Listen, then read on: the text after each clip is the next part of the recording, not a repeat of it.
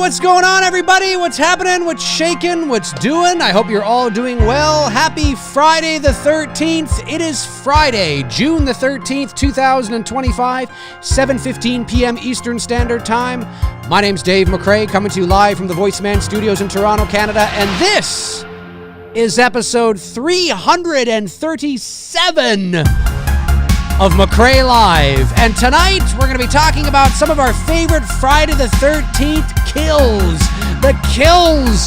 What are some of your favorites from the franchise? Friday the 13th, Friday the 13th 2, Friday the 13th 3, 4, 5, 6, 7, 8, 9, 10.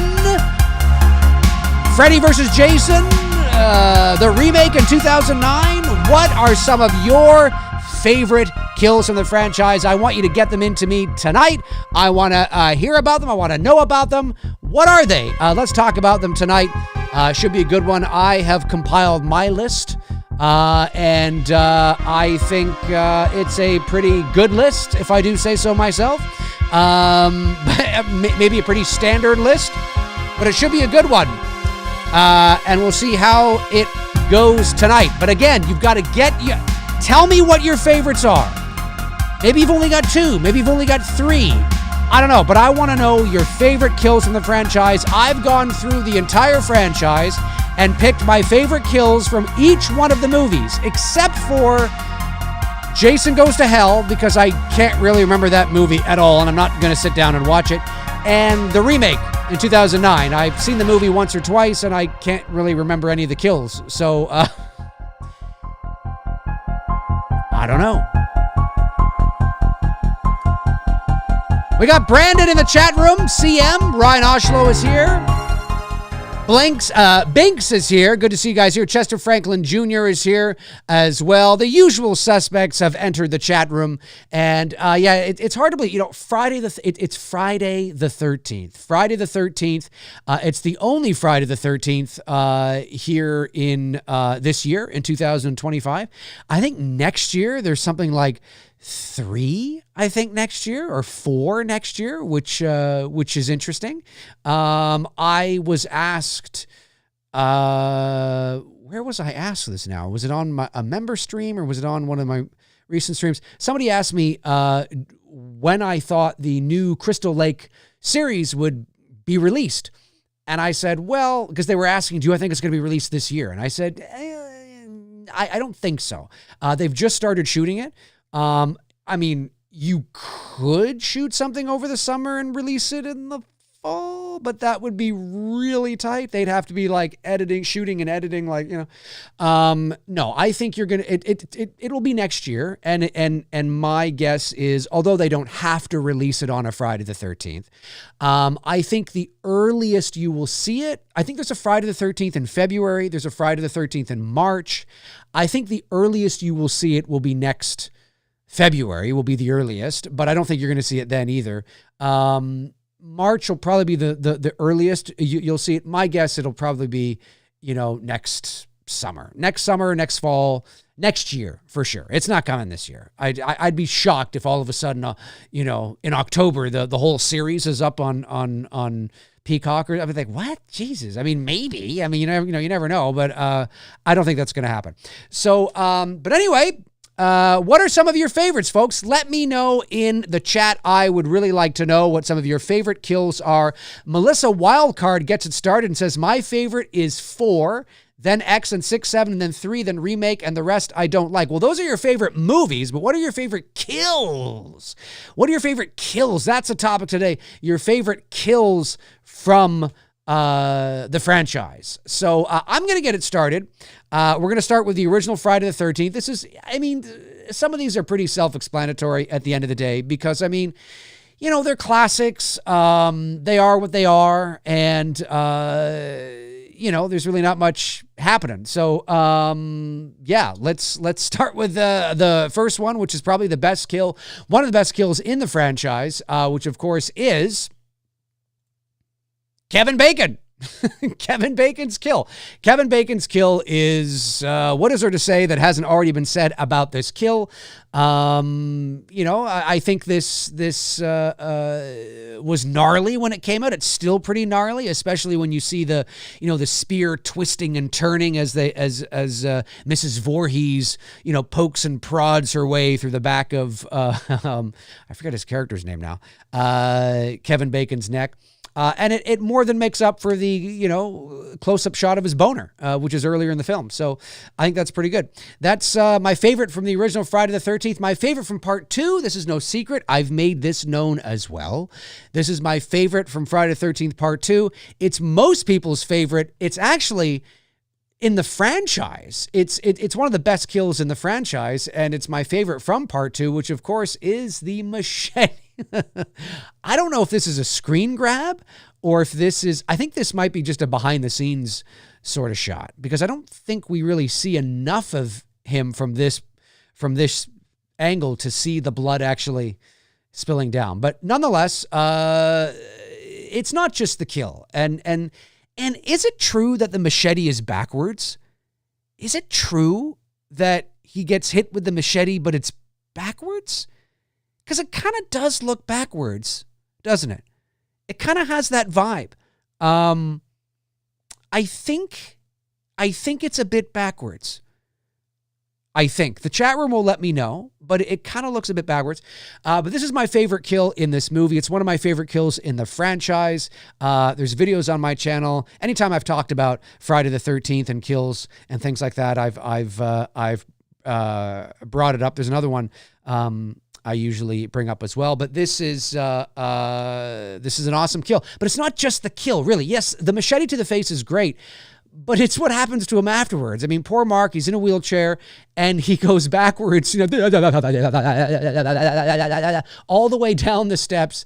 And of course they freeze frame it and flash to white before he gets to the bottom. But it's a great kill and one of the best in the franchise. I have 2 from part 3. I couldn't choose. I know I tell people to be decisive, but I couldn't choose. And so I chose the 2 best ones. The first one here is the eyeball popping out. I mean, that's a classic. I remember the very, very first time I ever watched this movie was with my dad. So this probably was, 1985, 86, somewhere around there. The movie's 1982, but, and I remember my dad laughing at this scene. I just remember him laughing, like gut laughing at the scene. And it is kind of funny. Like, when you think about it, it is kind of funny. I mean, of course, I was like 5 or 6 years old when I first saw this movie. And I was like, oh my God, whoa, that's so wild. Holy crap, his eyeball just popped out. But my dad was laughing. And you can kind of see why. Now as I watch it as an adult, I'm kind of like, yeah, like I kind of, I get why. It makes sense. And then, of course, I had to pick a runner-up, an honorable mention. Maybe even it should be the first one. But this is an iconic kill for all the reasons that surround it. And of course, this is the spear to the eye. I mean, or the not the spear, but the whatever the hell that is. Spear gun? Yeah, spear, whatever it is. To the eye. This is, of course, you can see the prosthetic there, but this is not just, let me bring you over here. Oh, hang on a sec here. That kill is not just a great kill, because it looks cool. It's a cool kill. That's a great kill because that is the first kill from Jason Voorhees in the hockey mask. Again, I mean, we sometimes forget that although he was in the first one at the end and he was in the second one as the main killer, there was no hockey mask. And the hockey mask is synonymous now with Jason Voorhees. I mean, it's one of the most iconic symbols in the history of horror. Dare I say more iconic than Michael Myers. I hate to say it, but I think there's probably truth to that. It's immediately recognizable. And, still to this day, there's probably kids dressing up as Michael Myers who still get asked if they're Jason. That happened to me. I tried to dress up as Michael Myers in the 80s and in the early 90s, and people would be like, oh, hi, oh, Jason, oh, ha, ha, ha. And I'm like, no. Oh, I'm Michael Myers. And it happens. But this is the first kill from Jason Voorhees with the hockey mask. And as Darren Sands from The Slaughtered Lamb often says, what's so great about this, again, it's everything, is he just kind of nonchalantly walks up, just kind of, sees her. Hey, what are you doing? She's like, oh, whatever. Oh, and he just kind of saunters off like it's no big deal. He drops the gun on the dock and just walks away. It's no big deal. Whatever. Just another day in the life of Jason Voorhees. So it's everything that surrounds it. It's a cool kill as a kill. But what makes it the ultimate coolness is the fact that this is the first kill from Jason Voorhees in the hockey mask. That's a good trivia question. Die Hard fans would probably get it. But you know what? I could see it's the kind of question that feels like it's a no-brainer and it's very easy. And yes, most die-hard horror fans, Friday the 13th fans especially, would probably answer correctly, right? Most would probably answer correctly. But it's one of those questions that you don't really think about a lot. And it wouldn't surprise me if it tripped up even the most enthusiastic Jason fan. Like if you were like against the clock, and there's something going on, you're like, what was the first kill that Jason Voorhees did in the hockey mask? You don't name the movie, and I could see some people going, oh yeah, it's, I know this. No. 5, 4, 3. No. I know this. Look, I could see it. It's one of those ones that seems so easy, but might trip you up under the right circumstances with the right amount of pressure. You know what I mean? I could see that. Anyway, great kill, iconic, one of my favorites. I had to put that in there as well. Now, I've talked about this before too. This is my favorite kill in Friday the 13th, Part 4, the final chapter. There's something so gritty about this kill. It's really, really, really cool. And I love the way his hand looks, the black fingernails, and I love the way the mask looks. It looks dirty. It's sort of like off center, like the force of grabbing the guy and throwing him into the shower. It's this one here. I'm talking about it, and not even showing it. It's this, that shot even right there is absolutely fantastic. Absolutely fantastic. And it is, again, one of my favorite kills in the franchise, obviously, or I wouldn't have picked it, but there's just something about it. It's the way he shoves. Obviously it's a fake head, it's a prosthetic, but the way that it's cut so quickly and the sound design and the way his nose gets shoved up into his brain, and then they cut to the look of Jason. I wonder if I can quickly actually bring that up. Hang on a sec here. I wonder if there's a shot of his mask. There definitely is, but I want to see if I can get it. Because yeah. There it is. I just want to get this. I don't know. There's something about this. Maybe it's not as off center as I thought. Maybe it's just the angle. But there's just something about the way he looks. 1 second. Let me bring this up here. Let me bring this up.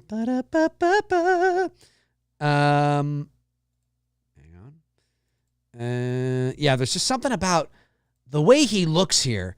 It's just the way he's staring at him. The mask looks weathered and it's got nicks all over it and scratch marks from the fight with Chris in Part 3 and the chevron, above his nose is worn off. The paint on his nose has worn off. There's the gash in the mask as well. It kind of looks a little off center, but I think it's just the angle of the face now that I look at it in a still frame. But it's just so cool the way he looks. It just looks, gritty and grimy, and it's not pristine. It's just a work thing. He's just got his mask on. He doesn't give a fuck what it looks like. Really love that. And that shot, of course, oops. Oh, hang on a sec here. We're going to go here. Yeah, that's just awesome. So definitely my favorite kill from part 4. Favorite kill from part 4. And then my favorite kill from part 5, got to give a shout out to Ron Sloan, of course, for Junior getting his head chopped off. I know, Ma. And all of a sudden, it's like, oh, well, that took care of that. And by this point in the movie, you're kind of like, okay, Junior, shut the fuck. Like, you're kind of siding, with, what's her face? Shut the fuck up, you goddamn son of a... I mean, you're kind of getting to the point where, I don't know about you, but I'm kind of like, yeah, Junior, shut up. Yeah, damn, you big dildo. I mean, like, it's like, shut up. Shut up. Ron played it great. And yeah, so I would say that, it's my favorite kill from part 5. Of course, there's a lot of great kills in that movie, but it's kind of fun. And then my favorite kill from part 6, I think, is just really, again, it's more about the aftermath of this, but it's such a great kill, which of course is the sheriff getting bent backwards. And this isn't the last time that Jason Voorhees pulled this maneuver. This isn't the last time he pulled this maneuver. But it's so great. I mean, it's so... yeah, it's such a great kill. And again, there are other great kills in the movie. I quite like the moment when, he kills, the people in the RV. The RV flips and he's standing on top of the RV and there's this low angle shot giving him a sense of power, and it's just like, yeah, this is, yeah, you know what I mean? Jason's back. Of course it's, Jason Lives is the MTV Friday the 13th, very much like Elm Street 4 was the MTV Elm Street. What would be the MTV Halloween? 5? No. 6? Maybe there isn't one. I don't know. I have to think about that one. But I love that. I love this kill. Absolutely great. Part 7, again, I mean, there's some cool kills in it, but I think everybody's going to default to the sleeping bag kill. The sleeping bag kill. I mean, it is pretty awesome. And I heard that this kill, and of course it was Kane Hodder's first foray. Why am I...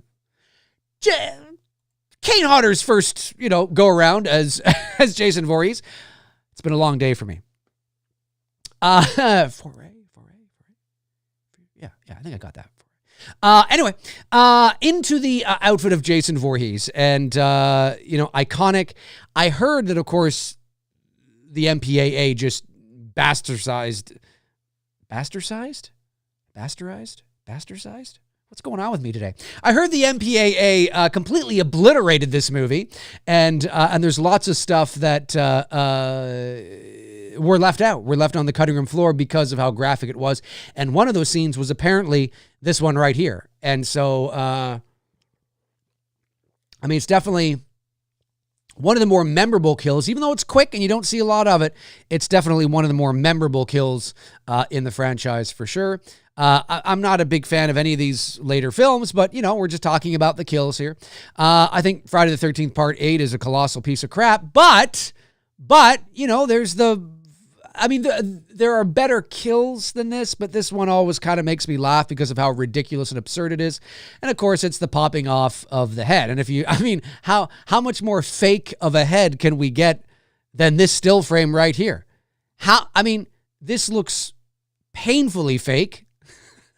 It's just, I don't even know what to say. It's just so ridiculous. How does one's head get removed from one's body? Like at this, maybe it's just, I can't even, but you know what? Out of all the kills in the movie, it's kind of like, well, yeah, I guess that's the best kill because it's the most memorable, right? Sometimes the best kills are not, they are the best kills. And then sometimes you got to kind of default to, the most memorable to so it's best in quotation marks. You know what I mean? There's that one. I skipped right over Jason Goes to Hell because I've only seen, and I mean this, I've only seen that movie probably twice in my life. I saw it once when it came out in 1993.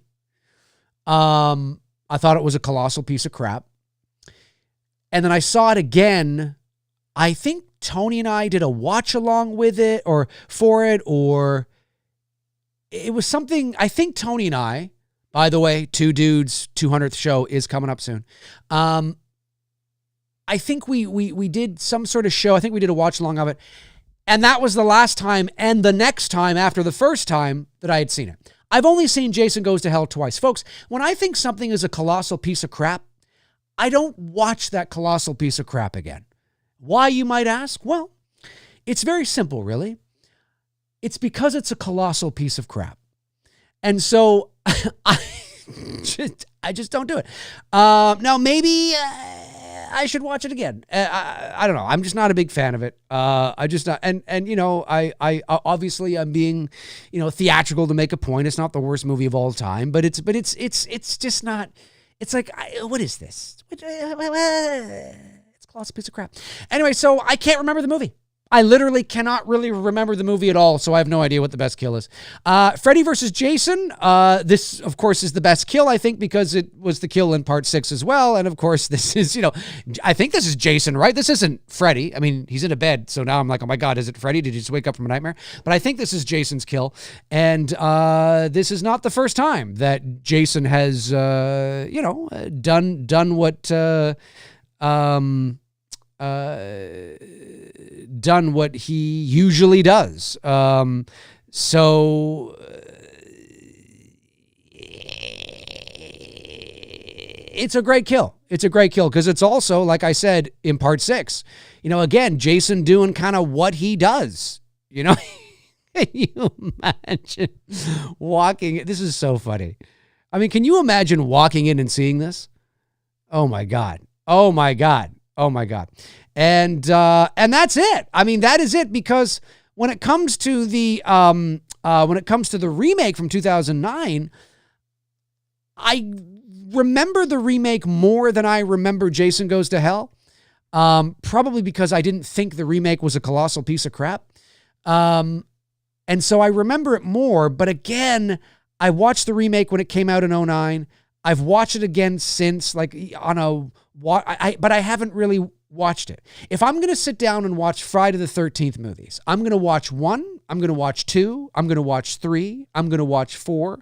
I'll probably pop in 5. Ooh, baby, ooh, baby, ooh, baby, ooh, baby. And perhaps 6. I hate to say it, and this is no disrespect for Friday the 13th fans that watch 7, 8, and 9, and this is no disrespect to Kane Hodder, but I rarely watch anything past 6. And as a matter of fact, you might be hard pressed to find me watching anything past 4.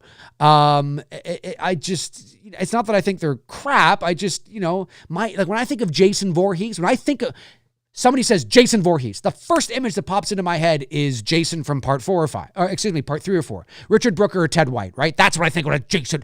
That was my Jason Voorhees. That's who Jason was. There was no CJ Graham. There was no Kane Hodder. When I was getting into Jason, when I first was introduced to Jason, that was it. There was only like 3 Friday the 13th movies, right? And so that's who I think of. And so part of it is nostalgia. Part of it is that emotional connection to when I first got into it. And so that's what I always sort of think of and I fall back on. And so, you know, by the time Kane Hodder came along, I was 87, so I was 8.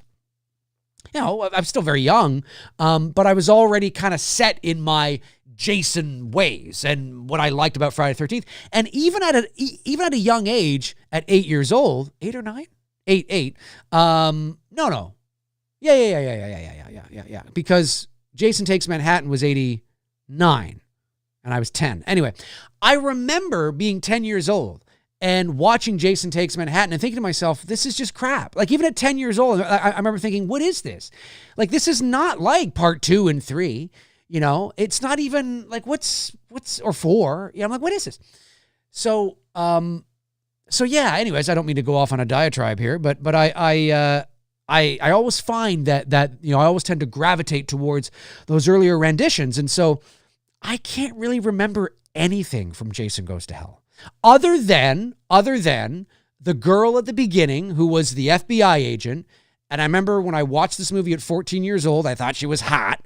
So I was like, well, she's really hot, you know, and she is. But I remember thinking, you know, so I remember that, you know, and I remember Jason getting shot and explode. Like I remember the beginning.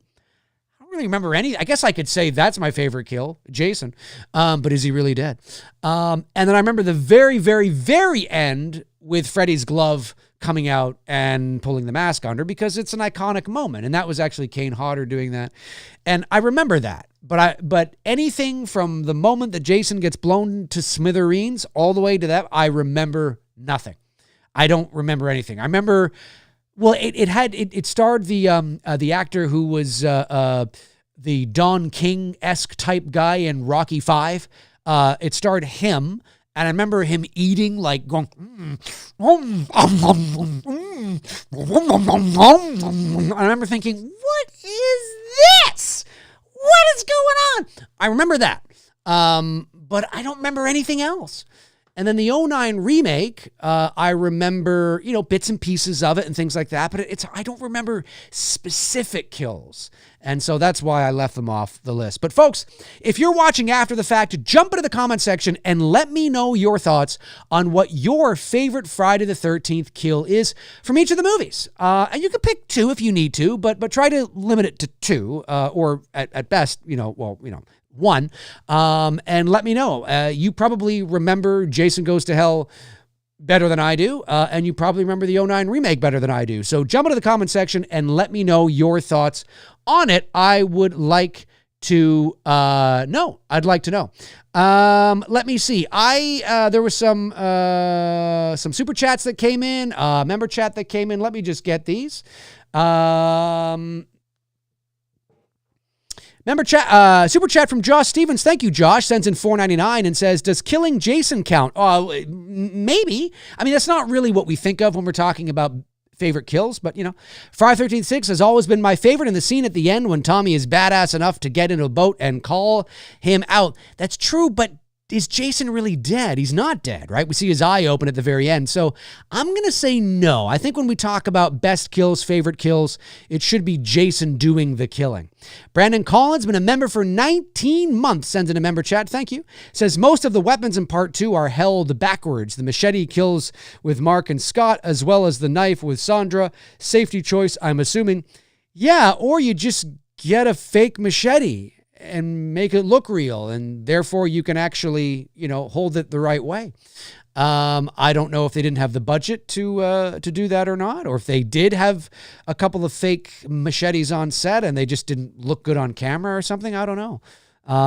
All the props on It's Me Billy Chapter 2 were fake. The axes were fake. The fire pokers were fake.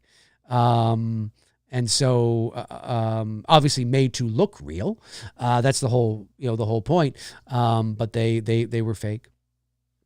And of course, legally, we had to do that. We weren't allowed to, for everybody's safety, we couldn't be like, here you go, Victoria, swing this axe,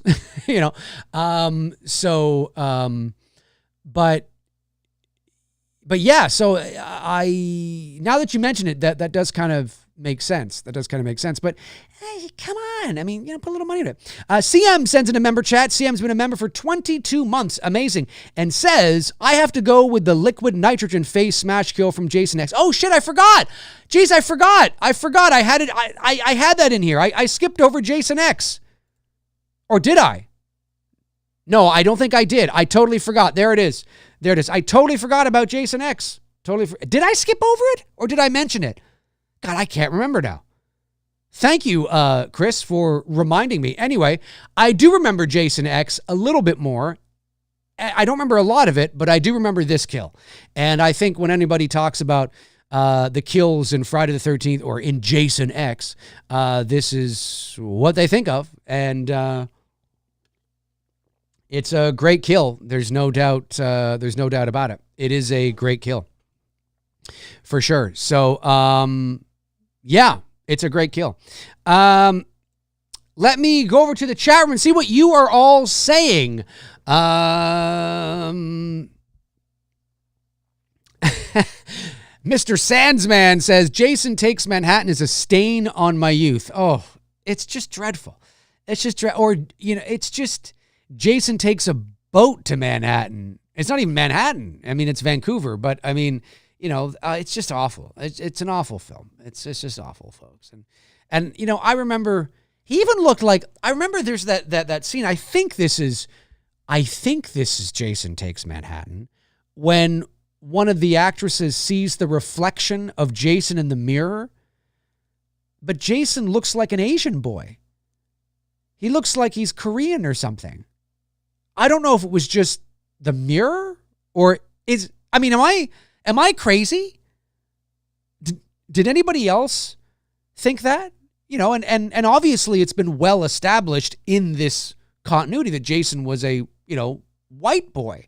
And so I remember seeing that, and I remember thinking, why does Jason looks like an Asian? Am I out to lunch on that? Or does anybody else think that? Let me know. I mean, it's got to be somebody else that has thought that, because it's the scene in Friday the 13th part 8 where one of the characters, I don't know if they've or maybe it's through the porthole, or maybe it's both. Maybe it's in the mirror and through the porthole, or maybe it's not both, or maybe, I don't know. He looks like an Asian boy. And I remember thinking, what? That doesn't make any sense. But yeah, it's a piece of crap. Luis Alberto says, "Hi, Dave. Watching the final chapter and just seen the dead fuck get the meat cleaver to the face. My favorite kill." That's a good one. Hey, Ted, where's the corkscrew? Hey, Ted, come on.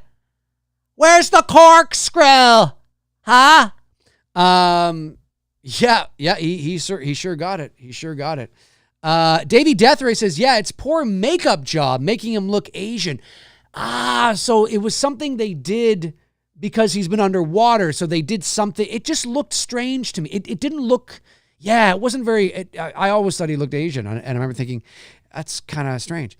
Daz says he does look Asian, was always confused. Yeah. I mean, now, of course, as an adult, you can watch the movie, and I haven't watched the movie in a long time, and I don't ever dare pop it in, even though I own it in the box set. Now you can probably watch it and go, oh, yeah, it's, but when you're watching it on a 4:3 television, standard definition on VHS back in, the late 80s, early 90s, you're not, it just looked like an Asian kid. Now with high definition, Blu-ray, you know what I mean? I don't think they've released the franchise on 4K yet. I don't know. But certainly, now you can look at it. You can watch it on a big 75-inch TV. I have a 75-inch TV. You can watch on a big TV and you can, be like, oh, yeah, okay. But when you're watching it on a, 19-inch 4:3 television in your basement in 1989, you're looking at that going, what the fuck's this Asian kid doing there? What the hell's going on? Who's that? No, that's not Jason. That's Jason's best friend, who was also at the camp, who drowned. Yeah. And so it was much more difficult to make out details, right? You know what I mean? It was much, much more difficult. Frankly speaking, Riker is in the chat. You know what I'm going to do, actually? Since Mr. Sandsman is using this account, Mrs. Sandsman, I'm going to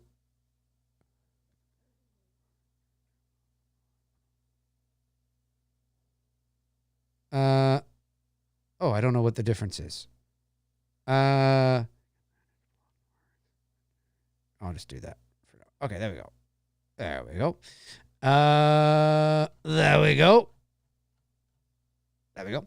So now it doesn't matter which account you pop in with. All right. Let me just hang on a sec here. My microphone cord. All right, there we go. That's better.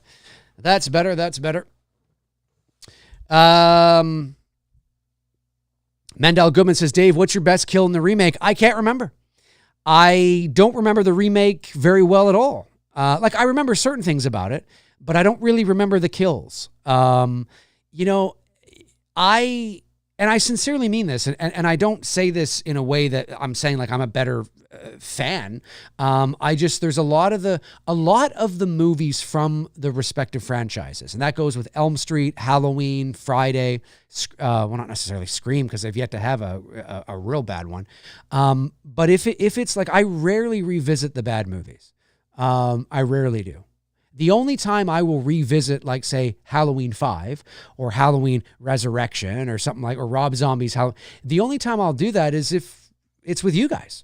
It's if we're doing a watch along, or it's on Two Dudes, or the Slaughtered Lamb guys and invite me over because we're gonna do a big watch along of Resurrection or something, because it's gonna be a lot of fun. That's the only time I do it. I never, ever sit down and go, I want to watch a Halloween movie. Let me pop in Buster Rhymes. I never do that. I'm like, why? It's a piece of crap. It's a piece of crap.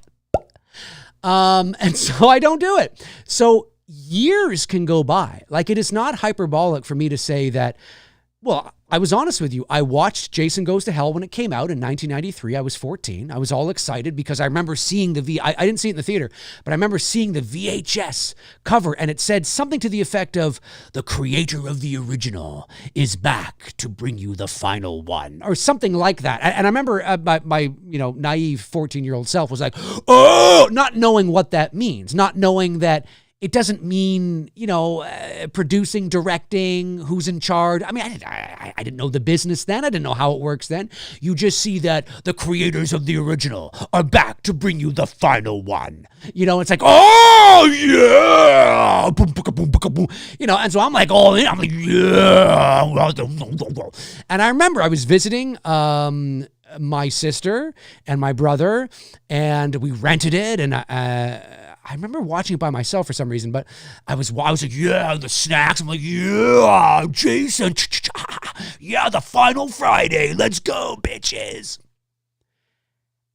25 minutes of the movie, I'm like, what the hell is this? What is this piece of crap? So that was the last time I ever watched it until let me just actually look this up because this is funny. Until, let me just, hang on. Dave McRae, Jason Goes to Hell. That'll bring up the two dudes thing. It should anyway, because I think we did. Yes, we did. So Tony and I watched Jason Goes to Hell, and we watched it on the 2nd of August, 2021. So nearly 30 years. Nearly 30 years. I watched Jason Goes to Hell in 1993, and then I did not watch it again until 2021. So 28 years later. I've seen the movie twice in 28 years. I don't watch it because I think it's a piece of crap. And I understand it has its, again, folks, I understand it has its fans, and I understand there may be some redeeming qualities. I don't remember them, but there might be.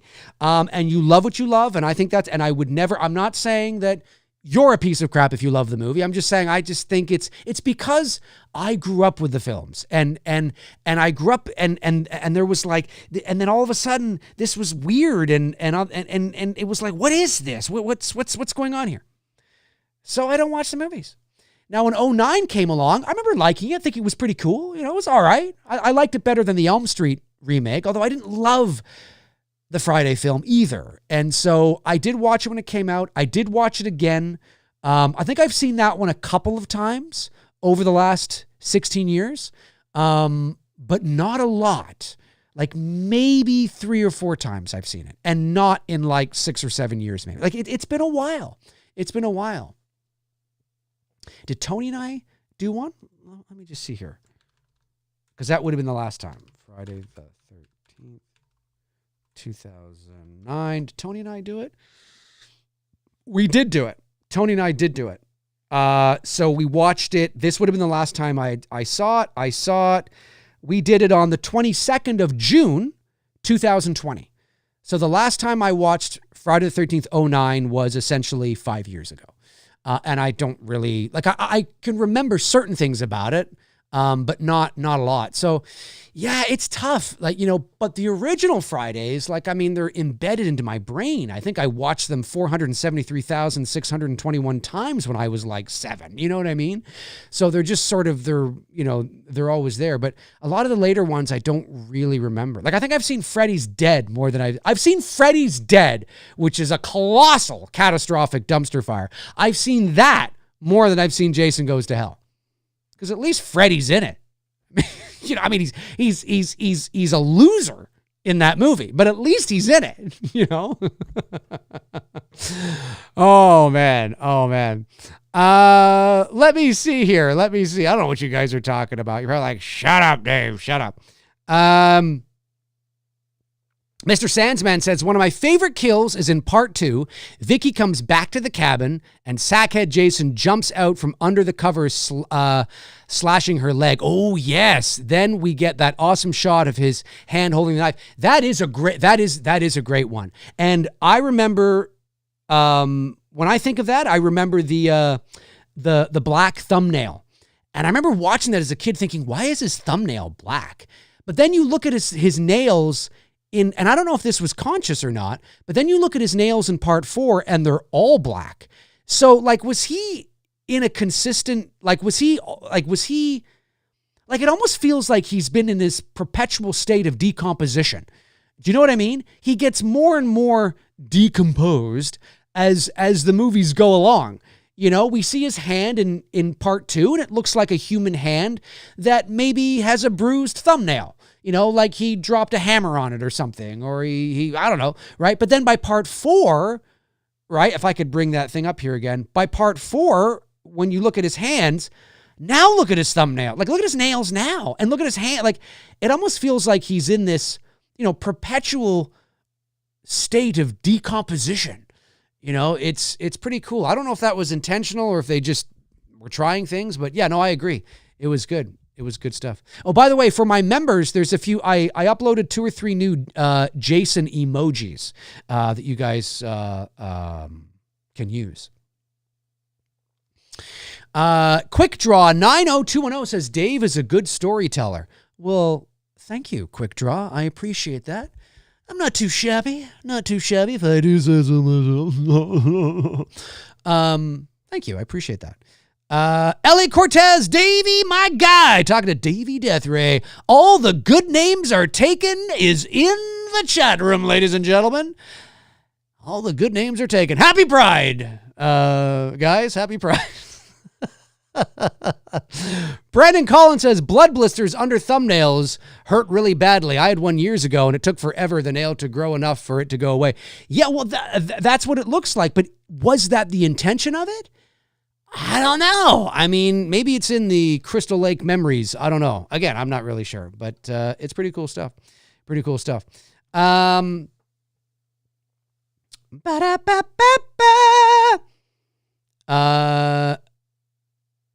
Davey Deathray says, the nails are black because he died in part 3 and came back to life in the final chapter. Joseph Zito confirmed to Vincent DeSanti that Jason is dead at the beginning of the final chapter. Oh, well, there you go. There you go. So there, I mean, if it's confirmed by, well, there you go. Then that would make sense then. That he is already... So, you know, for those of, I guess he's already a walking zombie corpse in part 4 then.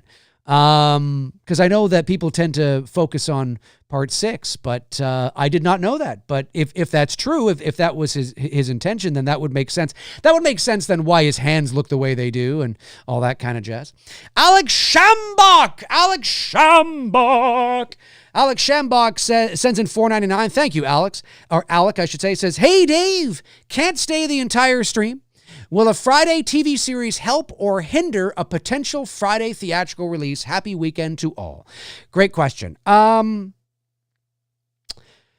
I think the short answer is no. The longer answer is maybe. It depends if they're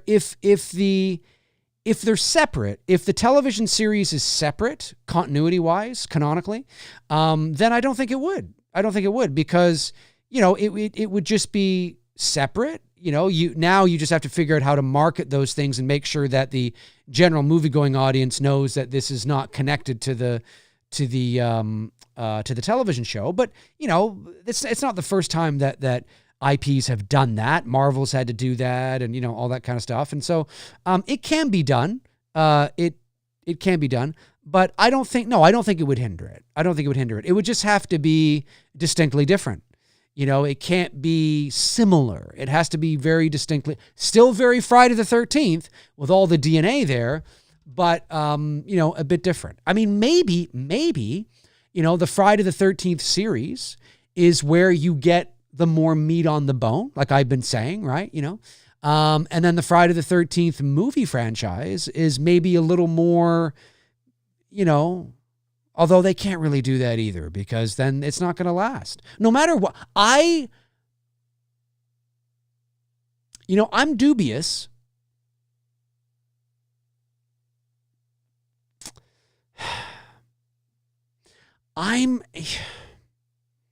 I don't know if we're going to see Jason Voorhees and Friday the 13th on the big screen anytime soon.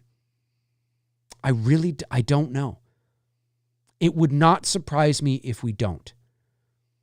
If this Crystal Lake series is really good, and remember, Friday fans, it doesn't have to be life-changing.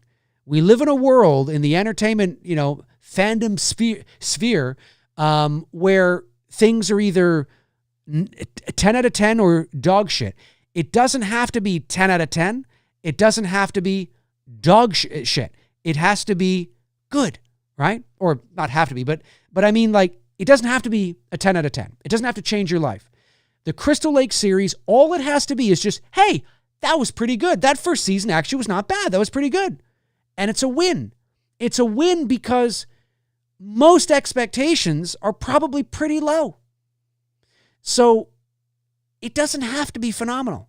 It just has to be competently made, respect the source material, respect the fans, and deliver something really cool with, more meat on the bone, great story. That's all it's got to be.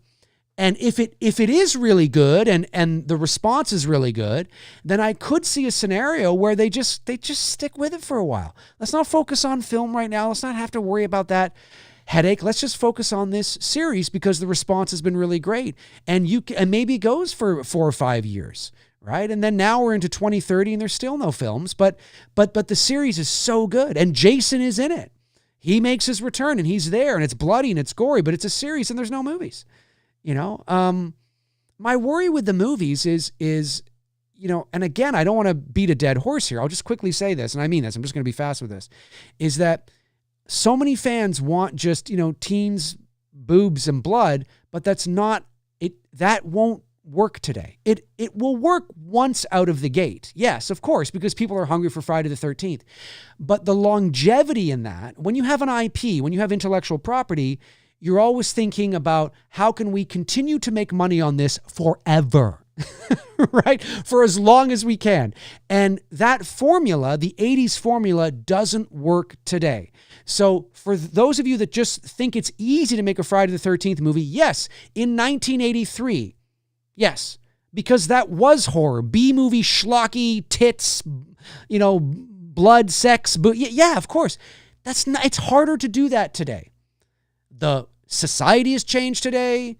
What women are willing to do has changed today. Of course, get Sydney Sweeney in there and maybe it's all right. But you know what I mean though, right? Like things have changed. Horror has evolved. That schlocky B-movie, just a few notches above porno, is not, and I say this affectionately because I love all these movies too, but that kind of thing isn't really kind of where we're at now. And so that's why you need more meat on the bone. And so, if you think you're going to get a string of Friday the 13th movies, simple, teens, tits, and blood, like you got from 1980 to 1989, if you think you're going to get that now with movie after movie after movie at the box office, you're out to lunch, man. Yes, one movie like that will probably do okay because people are hungry. But you're not going to get Friday the 13th Part 3 6 times at the movie theater. It's just not going to happen. That's not where we are anymore. The studios know this. It's part and part the reason why they're doing a television series is so they can get more meat on the bone, not remove the DNA, but just, make it something a little more elevated, not shining, not cerebral, not pretentious elevated, but just a little more meat on the bone, a little more story. And if they can deliver that with Jason, with Pamela, with Friday the 13th, with cha-cha-cha-ha-ha, with blood and gore, and with the kills you love, then it's a win-win. It's a win-win. And so if they do that, and the Crystal Lake series is actually pretty good, again, it doesn't have to blow you away. It doesn't have to change your life. If it's not a 10 out of 10, even if it's not a 9 out of 10, don't take to social media going, this fucking sucks. No, if it's a 7.5 out of 10, that's amazing. That's amazing because right now, most of you probably think it's going to be a 2. You know what I mean? So if this thing is anywhere north of 6.5 into the 7 territory, that's probably a pretty damn good Friday the 13th television series. You know what I mean? And so That's all it's got to be. If this thing's got 75% on Rotten Tomatoes, that's amazing. That's amazing. But we're conditioned to think that, no, if it's not 90 or if it's not 85, it sucks. It's like, no.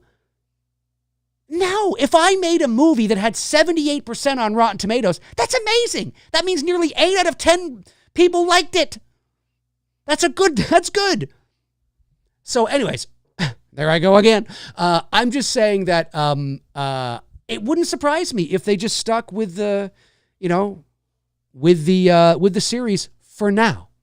If the series fails, maybe then they go, what could we do with the theatrical release? I don't know. We'll see. Geeked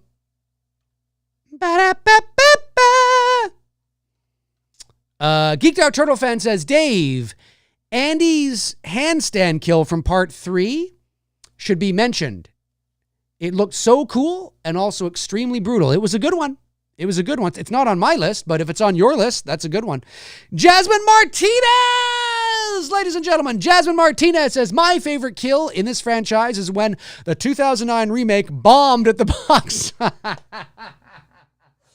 Oh man! That I need some more effects on here.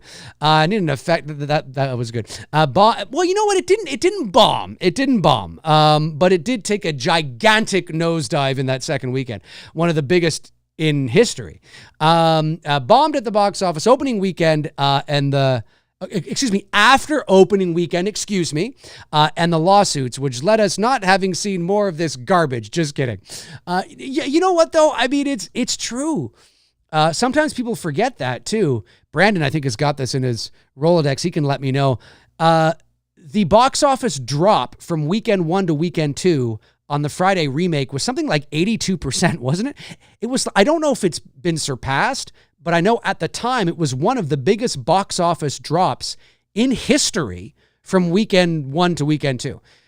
So whoever went to see it the first weekend and nobody went back. And so that's partially why you never got another one, because they were planning to do another one. They thought about doing it, and there was some things that, but it's partially why you didn't get another one, because it was like, and so it's pretty crazy stuff. Largest second weekend drop in the history of cinema at more than 80%. There you go. Jasmine rocking the dog shit about. For those of you that can't see that, that is 3 dog shit emojis. That's 3 emojis right there of dog shit. Okay, have I got all the member chats and the super chats? I think I do. I don't think anything's come in. I don't think so. I just want to make sure. No, it looks like we're good. I'm not missing any member chats. Okay. It looks like we're good. Tom Hungarian says, Dave, the Texas Chainsaw Massacre 03 came out. The buzz was insane, and Friday came out 6 years later. In my opinion, the buzz was gone. Nobody wanted remake, so I think it bombed because of timing, honestly. Well, it didn't. Well, yes. Look, I mean, timing is a big thing. Yep, for sure. And that's not to say that. So again, just so I'm clear, I'm not suggesting that you couldn't make a Friday the 13th movie now and have it do really well. The issue is not that one movie. The issue is the longevity of a potential franchise. A studio does not want to make one Friday the 13th movie. They want to make 10 Friday the 13th movies. And the only way they're going to make 10 Friday the 13th movies is if they're not like the Friday the 13th movies from the 80s. Because they can make one like that and you'll go see it. But the general movie going on, it's not the 80s, folks. It's different. It's not the 80s anymore. And so, yeah, you can get one movie like that, but you're not going to get 7 like that. You know what I mean? And there lies the problem of why I always sort of try to tell people, listen, it needs to be more than teens, tits, and blood. It's got for longevity. If all you care about is just one movie, well, then fine. But then you're going to be right back where you are with no Jason movies faster than you can say police brutality. What's that from? See if my viewers know. It's so I think if the future of Michael, Jason, and Freddy may be streaming. It may be. That's not to say that they will never make another theatrical Friday Freddy. I'm not saying they won't. They probably will. But there's a lot more you can do with story and character and a lot more you can build. And so we'll see what happens. There's a certain level of sleaze. There is. And those movies generally, we're not making those kinds of movies anymore, those horror movies. I mean, usually those kinds of horror movies, unless there's a gimmick or a shtick or a hook like the Terrifier films, right? Again, the shtick and the gimmick is the gratuitous violence and gore and blood. That's why you're going to see it. You're not going to see it, because of this incredible, deep story or whatever. Not that horror, but you know what I mean, right? The hook and the shtick to the Terrifier movies is the grotesque and the over-the-top gore. And so, unless you're going to turn Jason into that, and that's not Jason, right? That's not the kind of movie he is. Unless you're going to suddenly get on the Terrifier bandwagon and you're going to start releasing that's not going to happen. Then I just don't see, most of the horror movies that were theatrically, like the slash, like your Fridays and your especially your Fridays. The Friday movies have a level of sleazy, schlocky, porno-esque kind of shit to them that the other franchises don't quite have. And if the Friday movies from the 80s were made today, they would be straight to streaming movies. They would be buried in the horror section on Netflix. And you go, what's this? Friday the 13th. And you'd have a thumbnail that was like that. And they would, especially part 5, you know what I mean? So it's just not, we're just not there, so now it's about how do we make these movies? How do we make Jason content? How do we tell Jason stories? How do we preserve the DNA, please Friday the 13th fans without them feeling like we're, insulting them, but also bringing them into the 21st century while still keeping them recognizable, where you're like, oh, this is great. Yeah, this feels great.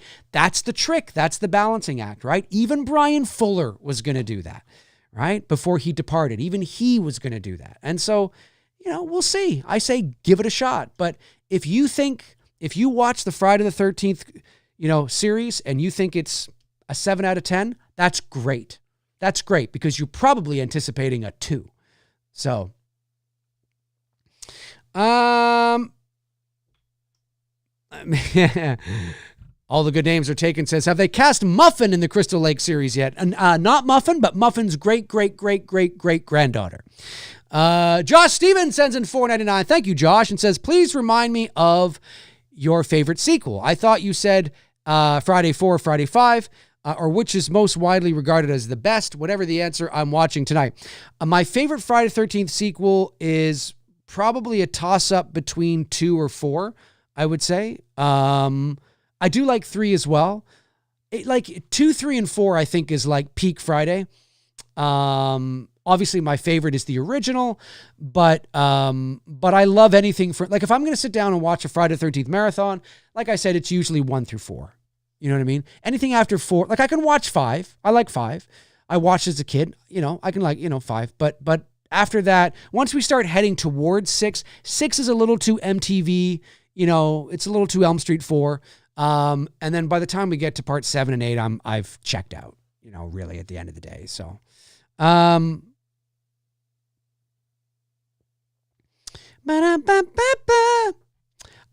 Brandon says, to be honest, that sleazy era of Friday the 13th only lasted for 3 to 4 films. The first 2 are fairly restrained, 3 and 4 especially. 5 are the true exploitation flicks. They were over by 6. That is true, and that is a good point. But they're so identified. It's so part of the Friday DNA, right? And the reason I say that is because it's a good point you're making, but the reason I say that is because in a lot of the discourse I see amongst Friday fans, it will be, how hard is it to make a Friday the 13th movie, you just have teens and boobs and blood and like they speak like they're speaking like that's the franchise. You know what I mean? So, those 3 or 4 movies, and 3 or 4 movies is a lot. Those 3 or 4 movies had a huge impact because really that is the core of the franchise, right? We can talk about Jason Takes Manhattan. We can talk about, The New Blood. We can talk about Jason Lives, sure. And they have their fans, but the core of the franchise and its ultimate popularity, and it's real big when it first are those sleazier kind of movies, your 3s, your 4s, your 5s, and 2 to a degree. And so, it kind of, they have the best Jasons, in my opinion, so yeah, I can understand why people think that, but it's not going to fly. It's not that it's not that you can't have boobs. It's not that you can't have a sex scene or you can't have, it's about how it's all in the presentation, right? It's all in the presentation and how it's motivated, right? And how gratuitous it is, right? It's just, you got to do it with a little bit of class. You can't just do that, because really anyway.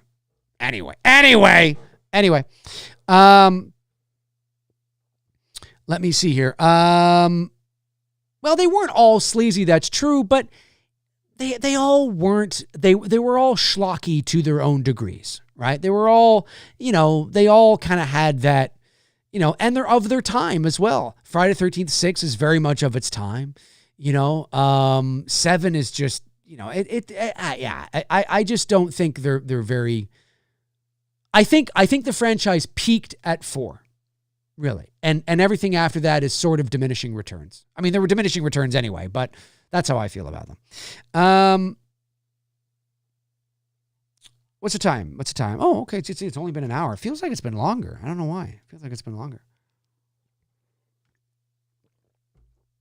Warren Armour says, that's why I love your show, Dave. I can tell you love movies the same way I do. You love the movie experience and you do not apologize for it. It's awesome to hear your honest opinions. Well, thank you. Well, yeah, I just, listen, there's lots of people that, I don't curve my opinions for anybody. I like what I like. I dislike what I dislike, and everybody should be that. I've been vilified for my opinions from people that, have the IQ of a turnip.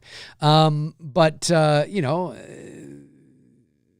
it's the way it is. It's like, yeah, well, these are my opinions and this is what I think. And I can back up see, here's the thing. As long as you can back up your opinions, right? If you say such and such sucks, well, you got to be able to back that up, and you got to be able to back it up, not just with buzzwords, right? You got to be able to articulately describe and present a well-articulated argument.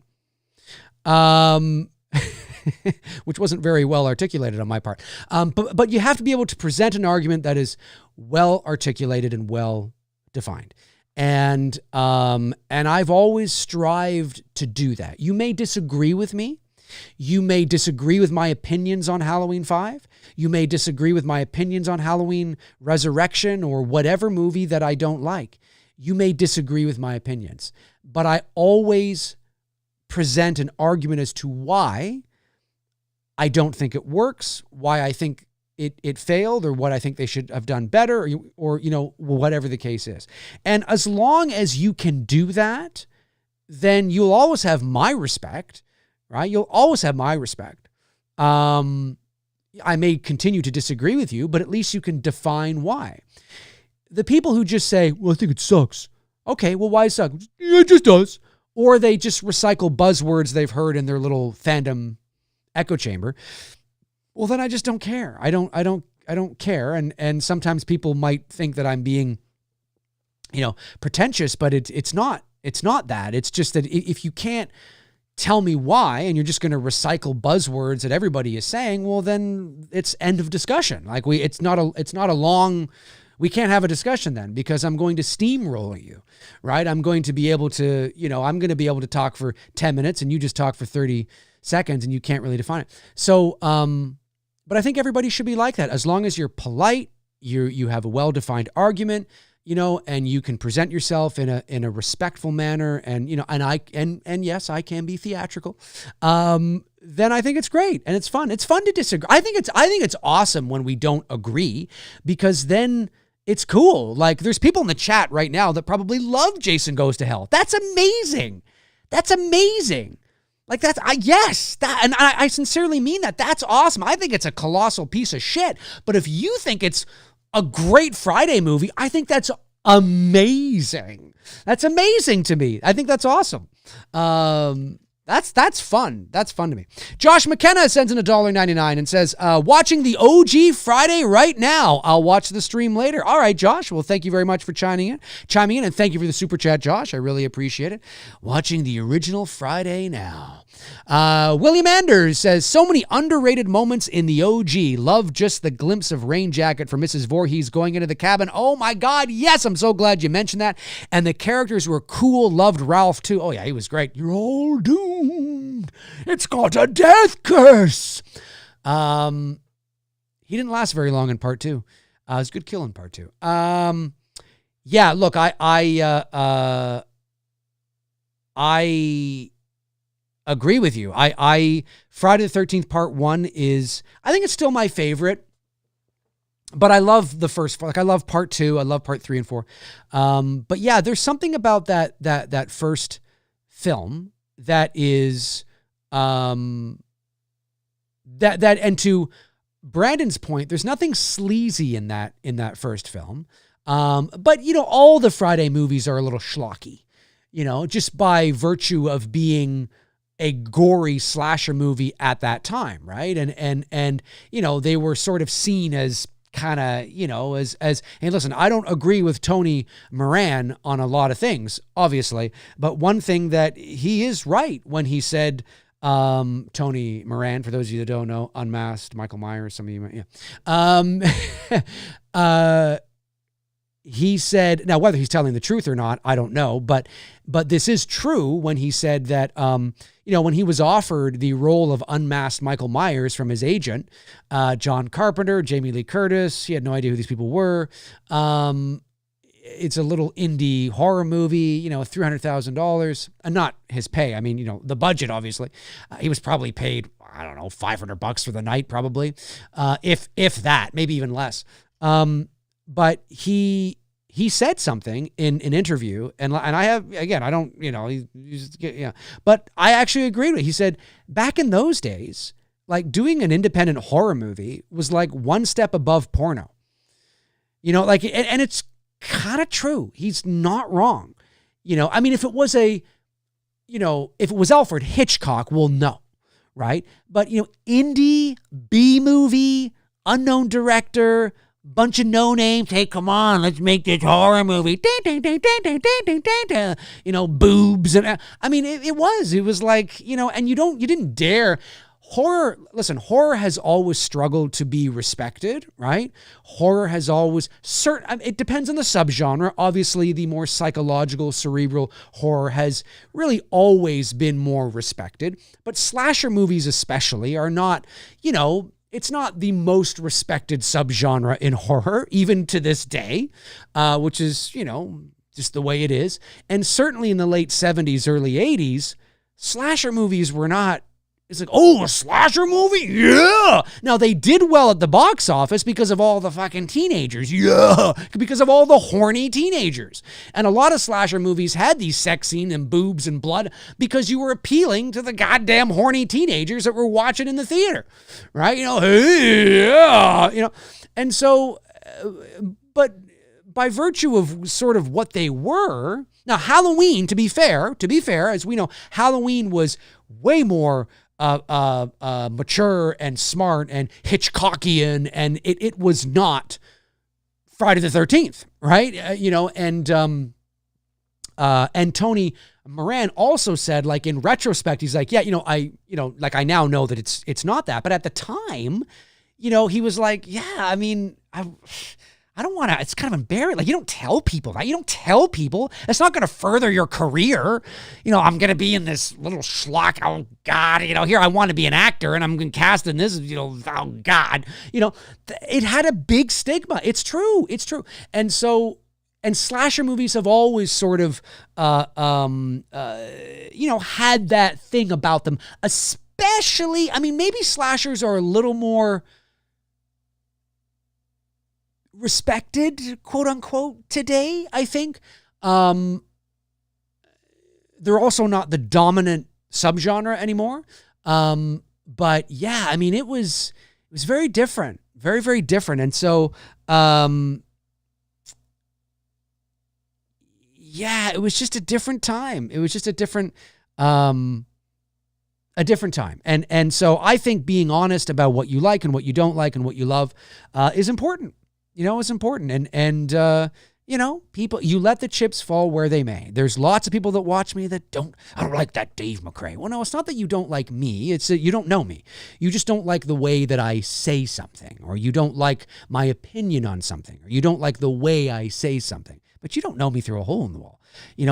And this is true. Most of the time, the people that don't like you, you could probably get together with them, have a beer, and you realize, wow, we have a lot more in common than we realize. And, let's not forget, folks, I'm an actor, right? I'm doing a shtick here. And, so, I'm being truthful, but I put on a show, right? It's not like we would get together and I'd be like, hey, what's going on, everybody? Of course, I could do that, I guess.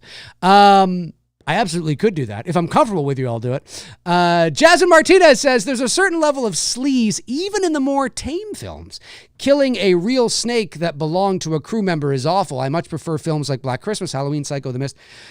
Yeah, well, it depends what we're defining as sleaze, but yes, that is true. That was unfortunate. The actual murder of a real snake is awful. For those of you that may not know, the snake that was killed in the Friday the 13th, the original film, was a real snake. They actually killed a real snake on camera.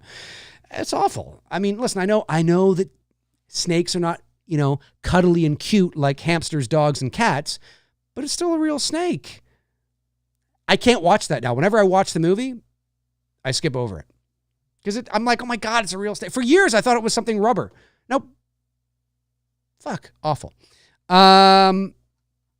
Josh McKenna, $9.99. Thank you, Josh. And says, I love the last stream with Eric Schaefer's. Oh, when Eric Schaefer's daughter came on, it was so cute seeing a child on McRae Live and a great overall show. Thank you. Yeah, no, that was a great show.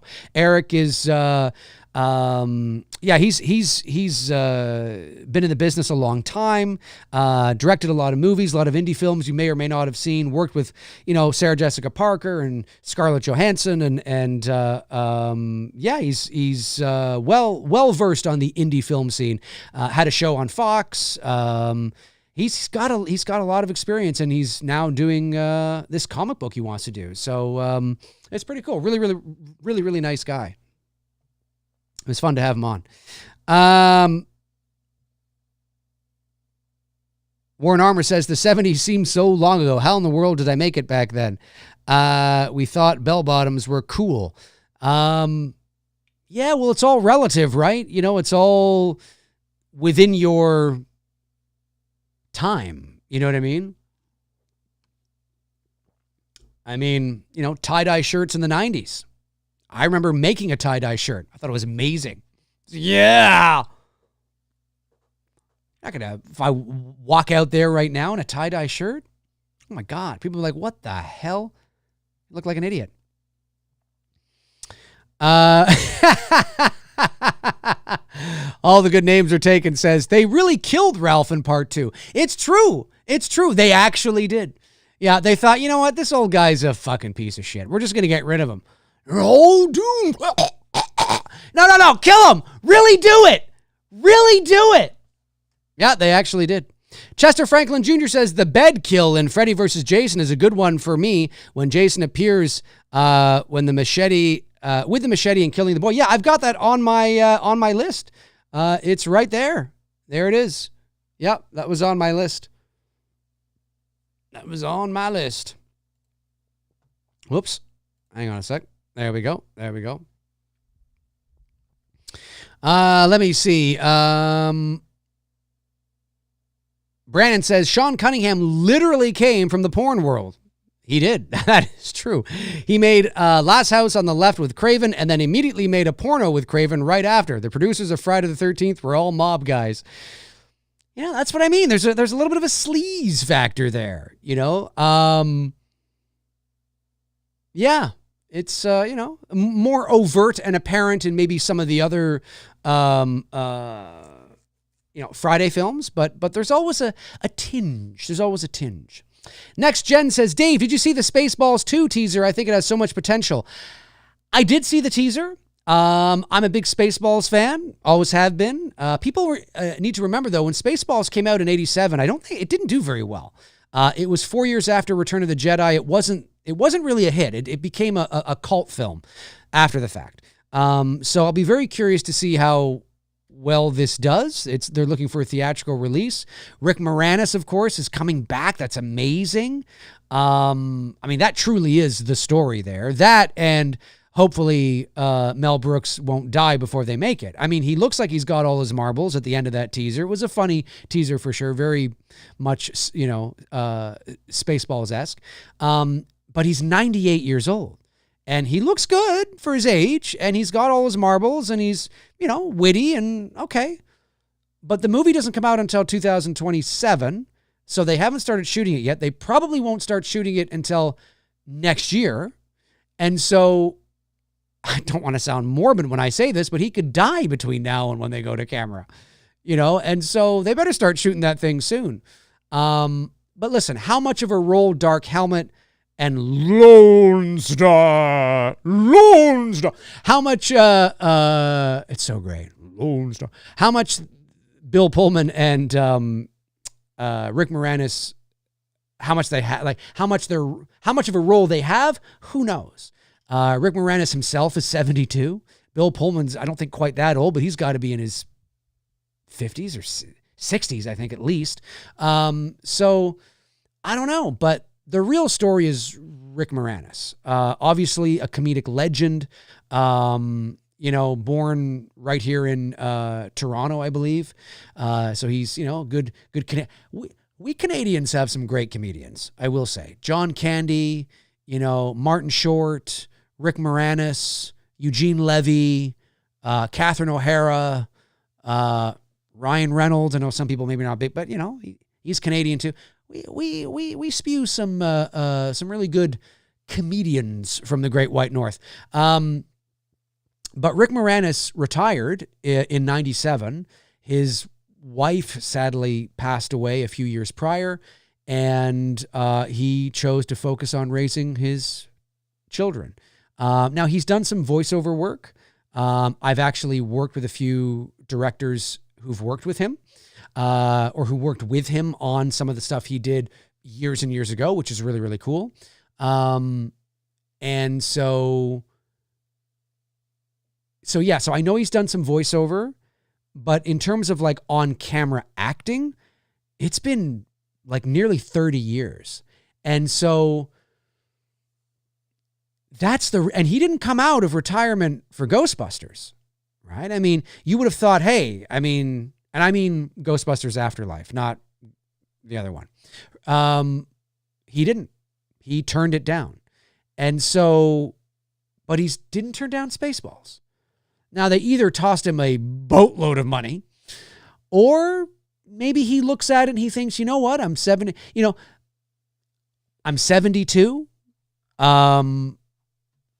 You know, I don't really feel like acting. I'm good. Like I've got all I need. I'm happy. But you know what?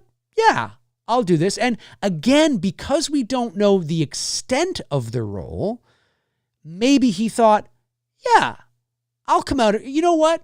It's going to be a few days. I'm Dark Helmet, but I'm not like, maybe there's another bad guy, right? And that other bad guy is more the big baddie, and Dark Helmet is in it, not in a cameo sense, but you know, maybe he's just not in it as much. I don't know. Does 72-year-old Rick Moranis want to wear that fucking suit for, 6 weeks? I don't know. Like, unless there's more information out there about the story and the plot, which I don't believe there is, we don't know how much screen time Dark Helmet has. Now, it would be crazy to think that it's going to be a cameo. I mean, he's the Darth Vader of the franchise. So you would think at face value that it would be Spaceballs 2 starring Rick Moranis and Bill Pullman and, you know what I mean? But I don't know if it is. I mean, you know, maybe he's going to be in it, but, you know, he's only shooting for a week, right? Now, when you shoot for a week, remember, that doesn't mean, like, it all depends on where the character appears in the story and how the character appears throughout the narrative, right? So, you can shoot for 4 days. And it's like, oh, he was only, I'm not saying this is happening. I'm just saying, keep this in mind. Oh, he was only on set for a week. Oh, it's a 6 to 7 week shoot. Oh, he's not in it that much. Oh, that fucking sucks. And maybe he's not, but it feels like he's in it a lot because his screen time doesn't all appear in one moment in the movie. He's sprinkled throughout the movie. So it's, you know, a minute at the beginning. It's, you know, a couple of minutes in the middle.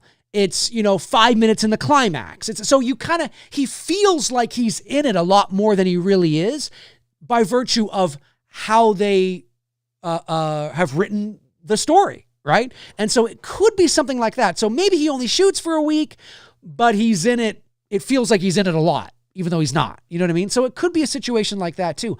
I don't know. Is 72-year-old Rick Moranis, does he want to come back and, like I said, shoot and be on set like he did before? I don't know. I'm not sure. But it's amazing that he's going to be in it regardless. And so, and Bill Pullman as well. You know, there's so many great lines. What the hell am I looking at? When does this happen in the movie? Now. Everything that happens now is happening now. What happened to then? We passed then. When? Just now. We're at now. Go back to then. When? Now. I can't. Why? We missed it. When? Just now. When will then be now? Soon. One of my favorites. I love when he's playing with the dolls. Oh, your helmet is so big. And then what's his face breaks into the room. Lord Helmet, yes. Did you see anything? No, sir. I didn't see you playing with your dolls again. So I love that. So it's iconic. It's great, right? It's sad that John Candy can't be in it, of course. But maybe they'll do something for John. Maybe they'll do something for John Candy in the ways they did for Harold Ramis in Ghostbusters.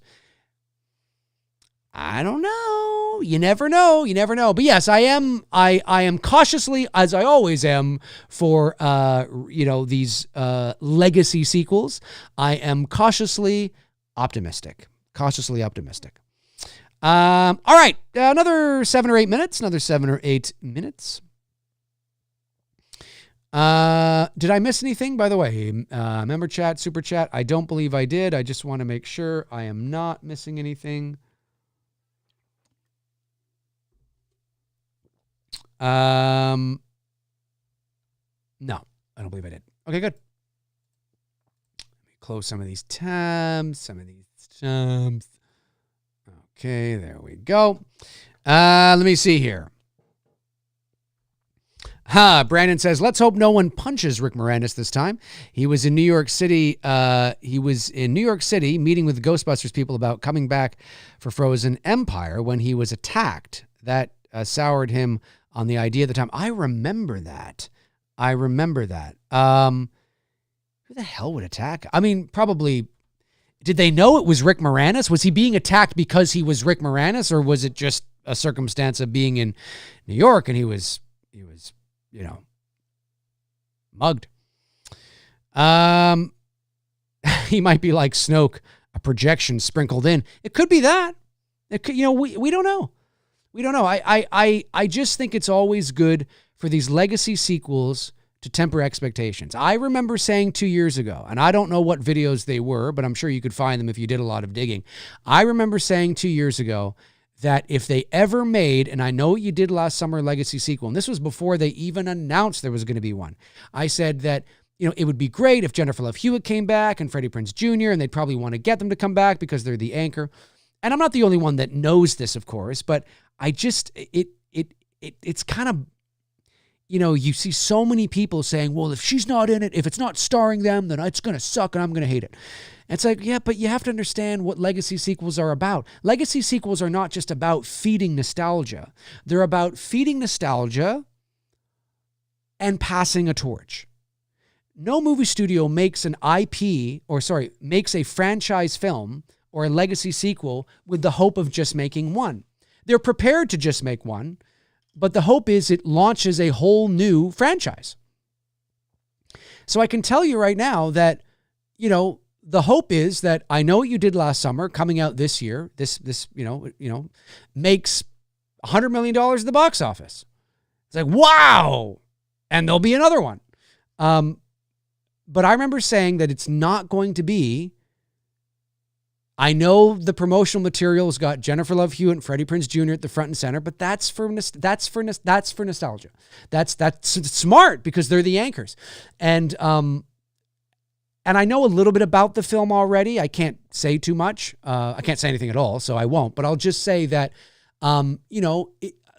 what I said a long time ago, where it's going to be about a new group of kids, and and I said this before they even announced a movie. It's going to be about a new group of kids, and they're going to have to seek out the wiser elders to figure out what's going on, and that's what you see in the trailer. And so they are in it, but how much they're in it, and whether I don't know. I mean, it's. I just think that we have to temper, our expectations, and just understand that,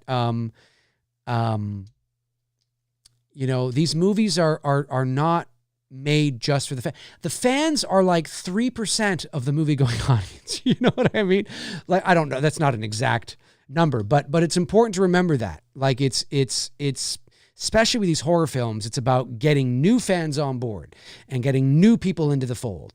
And so whether they've succeeded at that and done that, I don't know. I haven't seen the movie, but and they're in it. They're definitely in it, but it's not like I think for some fans of my generation and a bit older, I think what we really want, like if we had our choice, right? It's like what they do with The Force Awakens, right? How, we just want Han and Luke and Leia on an adventure together in their, 70s, and it's like, but 6-year-olds don't want to go see 70-year-olds. It's not going to happen. And so, you got to find the balance. You got to weave them into a story and figure out how to, and we can have a debate on whether they succeeded at that or not. But I'm just saying that, so when you do these legacy sequels, it's all about bringing in the old guard with the new guard and building. But there's a lot of fans out there that I think would just want like a story about Julie, James, and Ray. And there's no new people. There's no new kids.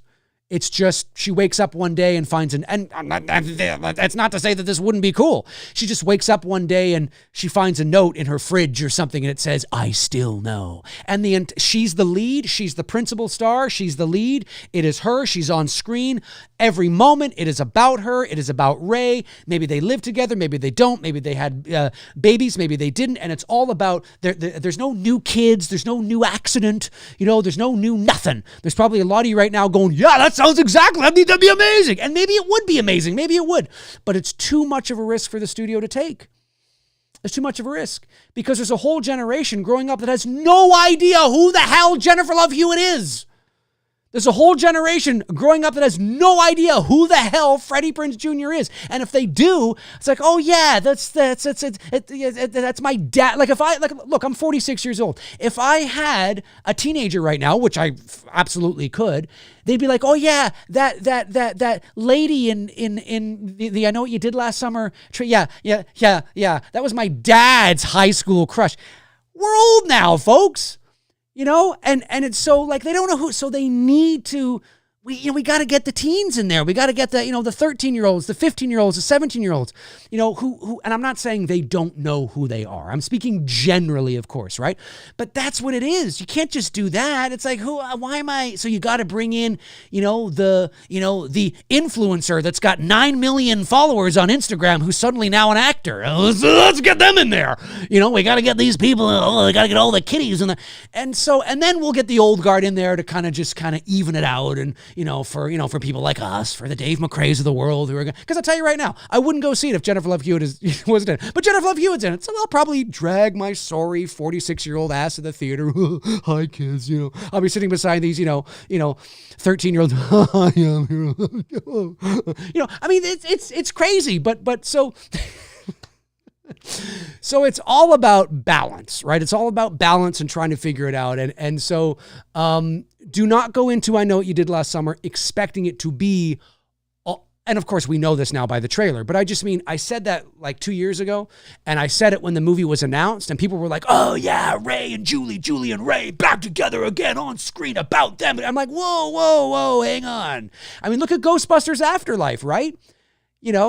I mean, I think it was either Dan Aykroyd or Bill Murray. It sounds like a Bill Murray line. He said something, it was some interview or something where he said, listen, nobody wants to see a bunch of 70-year-old fat guys running around in fucking Ghostbusters outfits.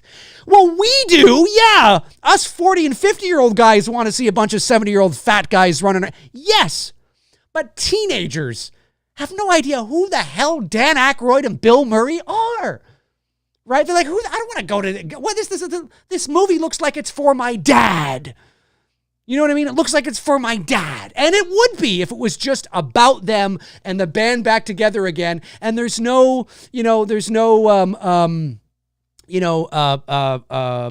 Paul Rudd. There's no, that story. It's just about Bill Murray and Dan Aykroyd, and they're back together and they're running around, I mean, yeah, we would all go see it because we're middle-aged men now who are reliving our childhood, but that's not gonna, they don't want to make 60 million. They want to make 160 million. And the way you do that is we got to appeal to everybody. And so that's why those decisions are made. And so the only thing I'll say is, and of course I haven't seen the movie, but I'll say, looking at the trailer and reading the synopsis of I Know What You Did Last Summer, 2025, the whole synopsis reads exactly like the first movie from 1997. And if you didn't know you were reading the synopsis for the sequel, you would think you were reading the synopsis for the first movie. The only thing that makes it different is like the last sentence where it says something about having to, seek out the old guard kind of thing. And I remember thinking, is it a little too close? Like, are these legacy sequels too similar? You know what I mean? Like, does it have to be a car accident? Could it be something else? You know what I mean? So, but hey, Josh McKenna, $1.99 says, hot take. I only really like the OG Friday. Ooh, that is a hot take. But that's a good one. That's a good hot take. I like that. That's a good hot take. Thank you, Josh, for the super chat. I appreciate that. Let me see here. Josh Stevens says, I like the idea. Oh, he's talking to Brandon. Shut up, McRae. Michael M says, is there still a way to purchase physical copies of It's Me, Billy 1 and 2? I don't know. Possibly. We are not on the campaign, but I would,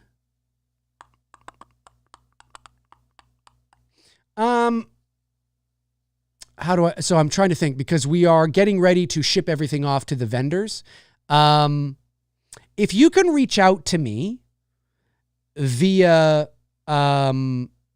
social media, I can put you in touch with Bruce, because Bruce is the one that is handling a lot of the financial side of that. And he might be the one to, like, the short answer is yes, I'm sure we could make some sort of arrangement. I don't want to promise anything, of course, but reach out to me via social media, whether it's Facebook, Twitter, or Instagram. Send me a DM, and then so I can get your info and I can pass you to him, and then kind of maybe see if there's something that can be arranged. Let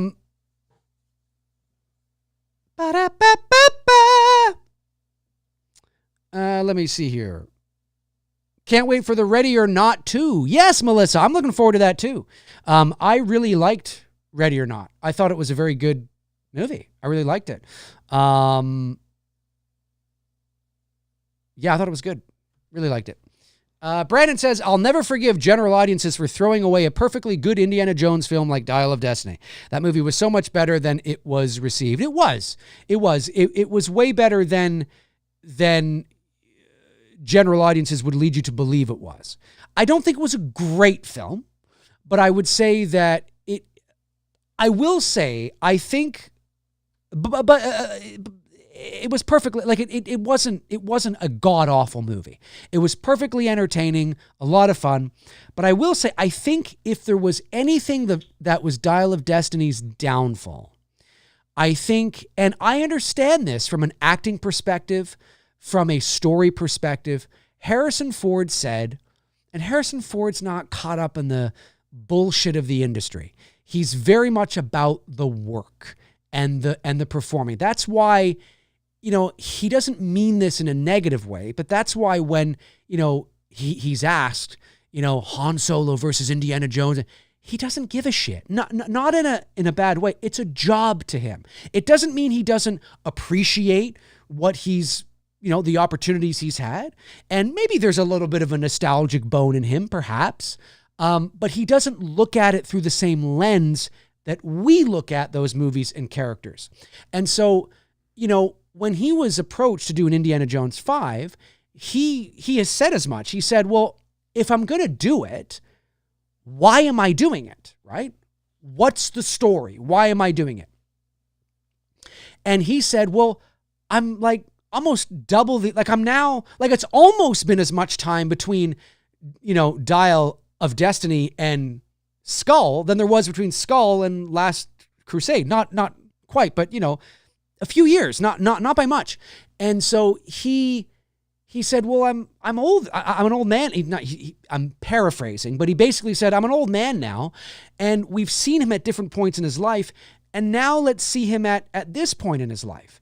And, and there's something real about this, about, his relationship with Mutt and Marion and what happened and this and that and this and that and this. And it's very real. And I think it is interesting to see this. And I want to say something here that I think is, listen, Harrison Ford's my favorite actor of all time.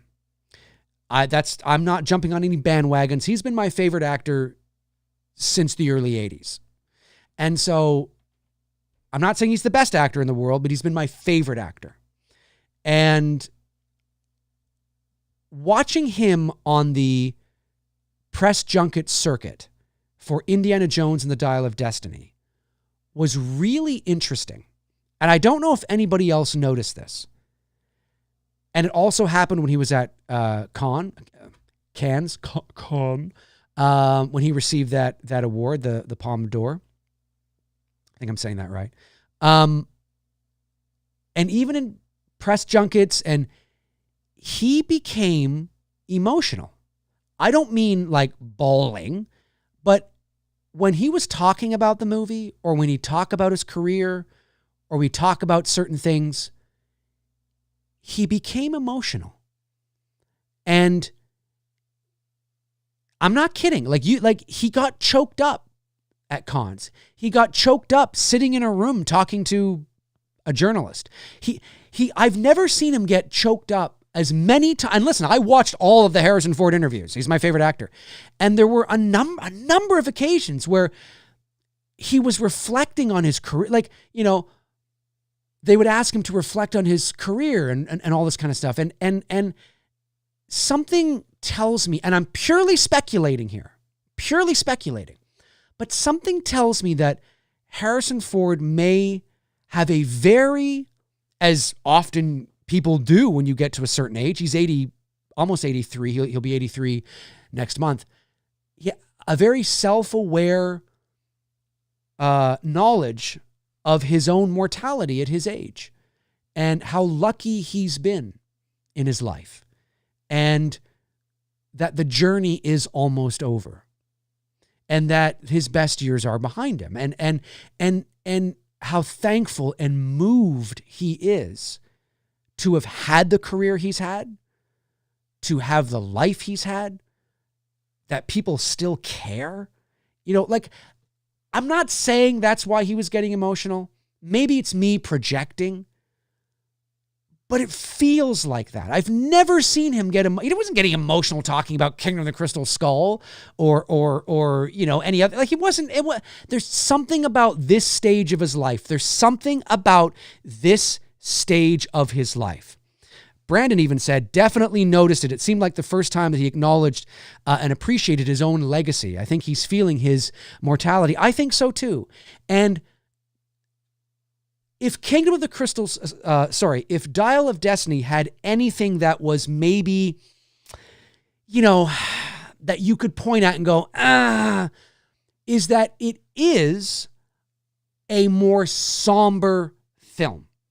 The themes about loss and time and mortality and age, and it is heavy. It's heavy.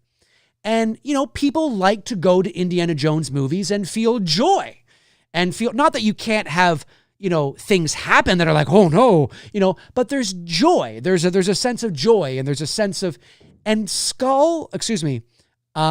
Destiny didn't quite have that to the same degree. It was a little heavy.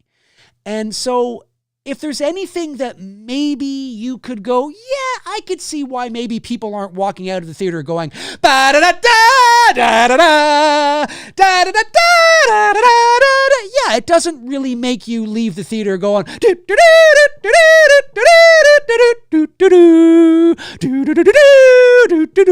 gotta go back and watch it again. I mean, yeah, I get it.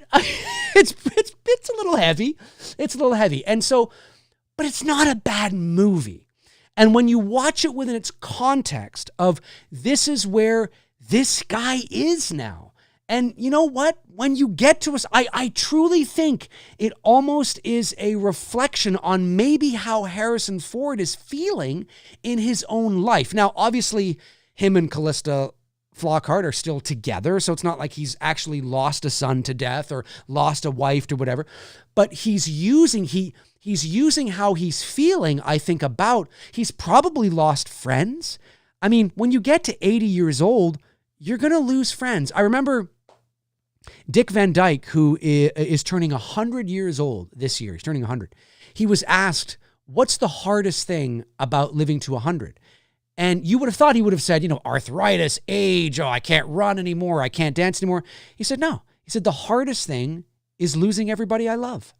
He said, because the longer most people don't, he didn't say this, but most people don't live to 100. I mean, most people. Yes, people do live to 100, but most people don't live to 100. So he's like 6 months away from being 100. Everybody, his friends have died. His friends have died. His family has died. I don't know if he had any brothers or sisters, but they probably died. I mean, and if you have kids, if you live to 100, if you have kids, I mean, if the genes fit, maybe they'll live that long too. But it wouldn't be weird if you had a kid who was 75 who died. I mean, okay, they're 75. I mean, so I think Harrison Ford maybe has had that in his own life. Maybe there's certain friends he's had that he's seen go. Maybe there's certain people that have meant a lot to him in the industry that he's seen die. I think it just feels like he's like, as we've said, it feels like he's feeling his own mortality, and he's using that feelings and use that as the catalyst to move that character through Dial of Destiny. And it is heavy. For an Indiana Jones film, it is heavy. But it's what he was feeling. And so I don't think it's a bad movie at all. Is it as fun as the other movies? No, maybe not. But it's still kind of cool, I mean, you've got great action. You've got Harrison. I mean, yeah, does it look, I mean, is it harder to believe because he's up there now? Sure. But it still was really cool, man. And, like I've often said, it's like going to see AC/DC now.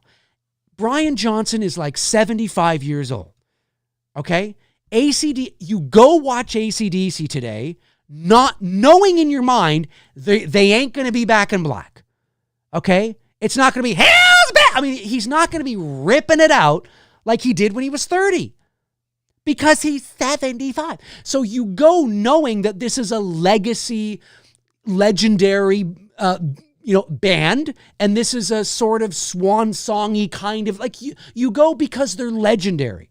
So like I said, to see Harrison Ford in the getup again, Yeah, did he look as suave and as debonair as he did in Temple of Doom? Well, no, because he's 80.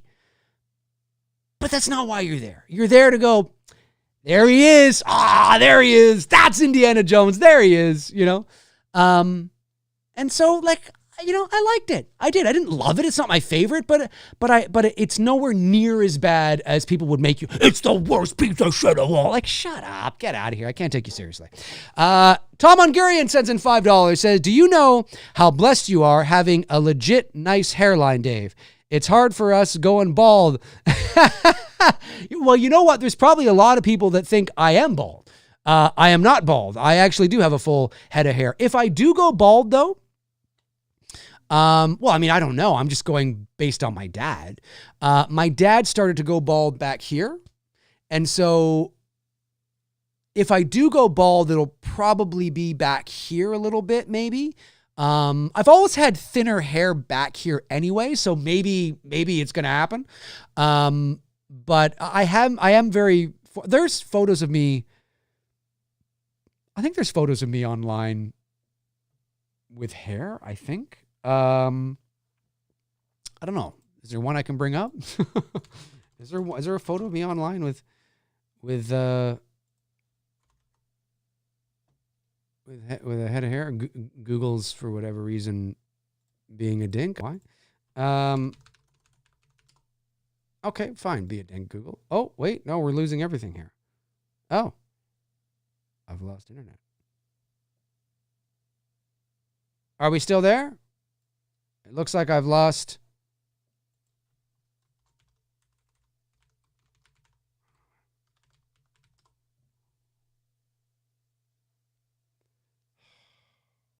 Okay.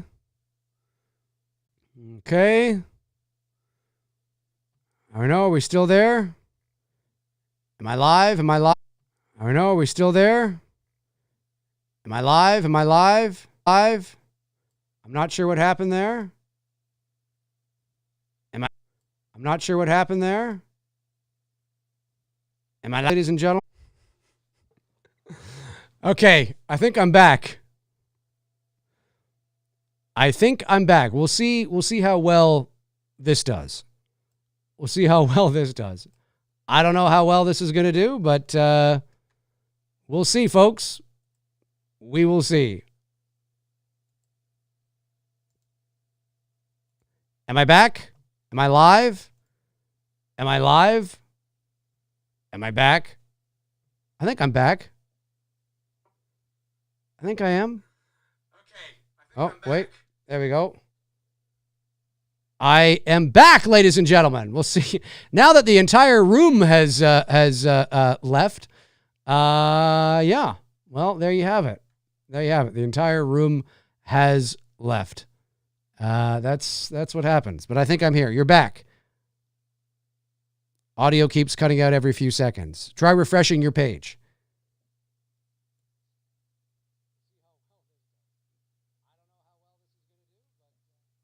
Looks like I'm back. It looks like I'm back, ladies and gentlemen. I don't know. Now there's nobody watching. Good night, everybody. Good night. Thanks for tuning in. I really appreciate it. Friday the 13th, everybody. Friday the 13th. Josh Stevens says, I'm hearing Trump's voice in my head for some reason saying, you know, in Canada, they don't even have internet. It doesn't work anymore. I'm telling you, it's what happened. Did you hear this, everyone? Dave, it's a lot of wood-burning internet in Canada. I love Canada. I love them. The Canadian people, they love me. It's a lot of Dave. A lot of Dave. Back. Okay, well, that's good. Oh, the viewers have gone up. Some people have returned.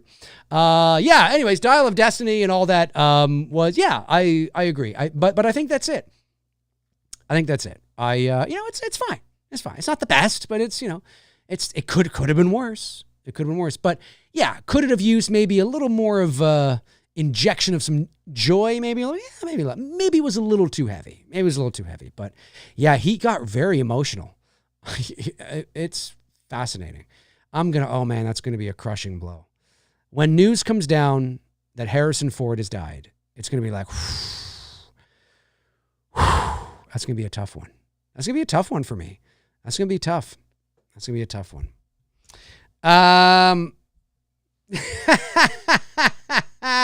Brandon, yes. Take a pube. What? People are like, what? What's going on? So I'm back. I'm back. What else is going on? I'll stay around for just a few more minutes to make up for the catastrophic failure. Speaking of catastrophic dumpster fires, the last 5 minutes of my show was a catastrophic dumpster fire. What was I going to say? I was going to say something now, and now I forgot. I was all trying to get the show back up. The good thing about that, when that happens, is that I just shut down OBS. And even if I restart my computer, when the show is processing after the fact, I mean, for you guys, you had to wait 5 minutes because you're watching live. But after the fact, when YouTube processes the show, it'll just be a jump cut, which is great. Like, it's not like there's 5 minutes of blank, you know. So I always take my time now. I never like, I used to be like, oh my God, I got to get back. Oh my God. And I'm like, no, I'll just take my time. You know, I'll restart the computer and I'll come back. Because I know once it's actually up after the show is done, it'll just be a jump cut and it'll still just be like an hour and, you know, however long the show is. Although I think we've gone nearly 2 hours today. But yeah, so, anyways, that hiccup kind of killed the show, which I understand. Did I get Tom Ungurian's chat? Oh, the hairline thing. That's right. That's what we were doing. I was trying to find, I was trying to find one where I don't have it. Because if I take my hat off now, my hair is going to be all over the place. But let me find one where my hair is actually combed. Well, even that Jack Nicholson Shining one, people call it that. I'm not actually being that. It was for a camera test for It's Me, Billy, but it's that horror one where I'm kind of smiling, very kind of evil-like, whatever. My hair is kind of all over the place because I just had a hat on, but you can see my hair there. Here's a good one. This is a little while ago, though. This is about 10 years ago, but nothing's changed, or maybe a little longer. Maybe it's a little longer. Anyway, this is a good one. Whoops, wrong one. There we go. This is a good one.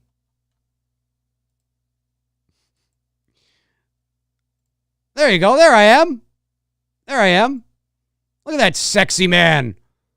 Speaking of melancholy, you know, heavy themes, I wonder what I was thinking there. I can't remember, but there I am. And I have gel in my hair. I miss the days when I had, you know, I should do that more often. I should come on here and do that more often. I'm just such a hat guy. I was a hat guy then too. I just couldn't wear a hat for this because this is a headshot. But I've always been a hat guy. I have lots of hats like Darren Sands has shoes. I think that's what. Why can't I turn this off? Okay, can't delete that now. Yes, I have as many hats as Darren has shoes, I think. I'm just such a hat guy. Josh sends in $9.99 and says, sorry, Brad, Darren, look at that toupee. Could you imagine? Look at the goatee. And I hardly had any white. Now my beard is all white. Josh says, I tried showing my mom and her friend Terrifier 3. Whoa. They never, ever saw a Terrifier movie before and didn't know what to expect. They only lasted 15 minutes. They were shocked. It was way too much for them. Oh, you're so bad, Josh. You're so bad. Oh my God. You're bad. You're bad. I don't think I could do that. I don't think I could actually show somebody, I don't know. I'm one of those people that I have a hard time keeping a secret. You know, I mean, in terms of, hang on a sec, maybe that's not the right thing to say. In terms of, like when you have a surprise for somebody, right? Like, you know, like you've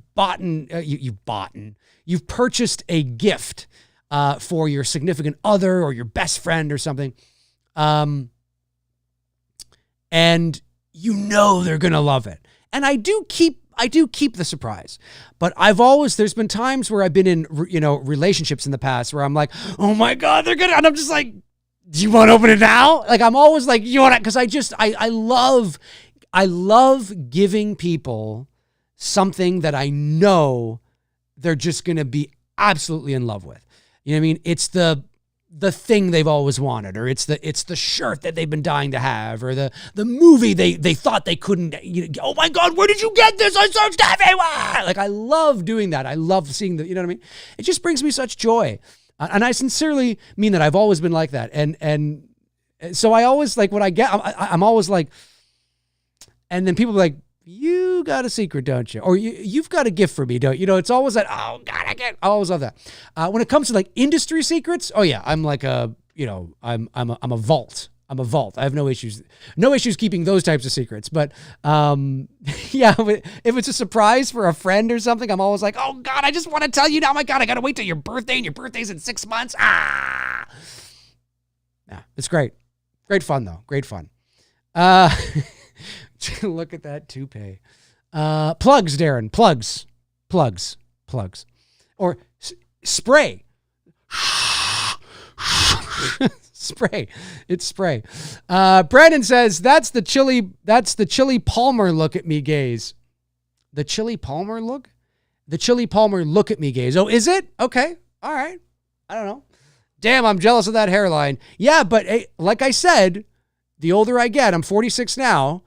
I was probably 36 then, maybe even a couple years younger, but my hair hasn't changed much. It's gotten grayer. I'll say that. The only thing between that photo and now is that there's probably a lot more, flecks of salt and pepper in it. But I think if I'm going to go bald, and I only have my father to base this on, because my biological grandfather was killed in World War II. Although, of course, they say you get your mother, the baldness from the mom side of the family, right? I think too. Anyways, my mother wasn't bald, but I just mean that side of the family. The only thing I think is I'll probably go bald here. And I'm just basing that on my dad. But, whatever. I mean, I wear hats anyway, so nobody's going to know.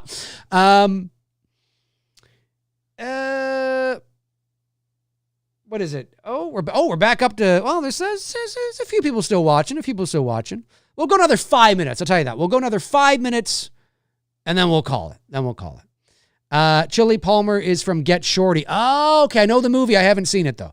He tries teaching Danny DeVito how to be menacing. Oh, okay. All right. I haven't seen it. I should show you. Here's one I'll show you. I've shared this on my social media.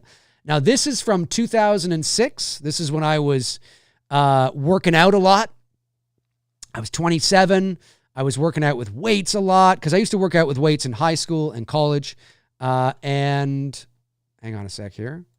I've shared this on social media. Where is it? Hang on. There we go. You guys are going to find this funny. Oh, hang on a sec. Yeah, you guys are going to find this really funny. You guys are going to find this funny. This is a headshot. I'm like, I don't know. How old am I? I'm 27, I guess, here. This is an old one. Folks. There I am. Oh, wait a minute. Look at the hair there. Look at the curls there. Look at those curls. That's me in 2006, I believe. And this is, I was doing on camera here. I was doing on camera acting, and this is one of the headshots. Of course, it's a little more than a headshot, but I have headshots as well from this shoot. But this is right on I had just started doing voiceover professionally. But I was still kind of doing the on camera and kind of doing a bit of that as well. I forget the photographer's name. But she was great. She was a great photographer. And look at my goatee. Look how dark brown my goatee is there. It's Kane Hodder without the lips. And there, you know what? I have to admit, there is a little bit of a Kane Hodder vibe. I don't mean in the fact that I was working out and my arms were pretty good. I mean, just the hair, the look. I kind of, maybe I'm a distant cousin of Mr. Hodder here. I don't know. But I miss work. I still do lift weights, but not as much as I used to, because it gets harder as you get older, of course, too. But also, I always did free weights, and free weights has really done a toll on some of my joints and things like that. So I still do lift weights. I just can't go as hard as I used to when I was younger. And so now it's just more about, I'm 46 now, and now I'm just like, I don't need to look, I'm like, I don't, I just want to be, I just want to have strength, I don't want to be weak, you know what I mean?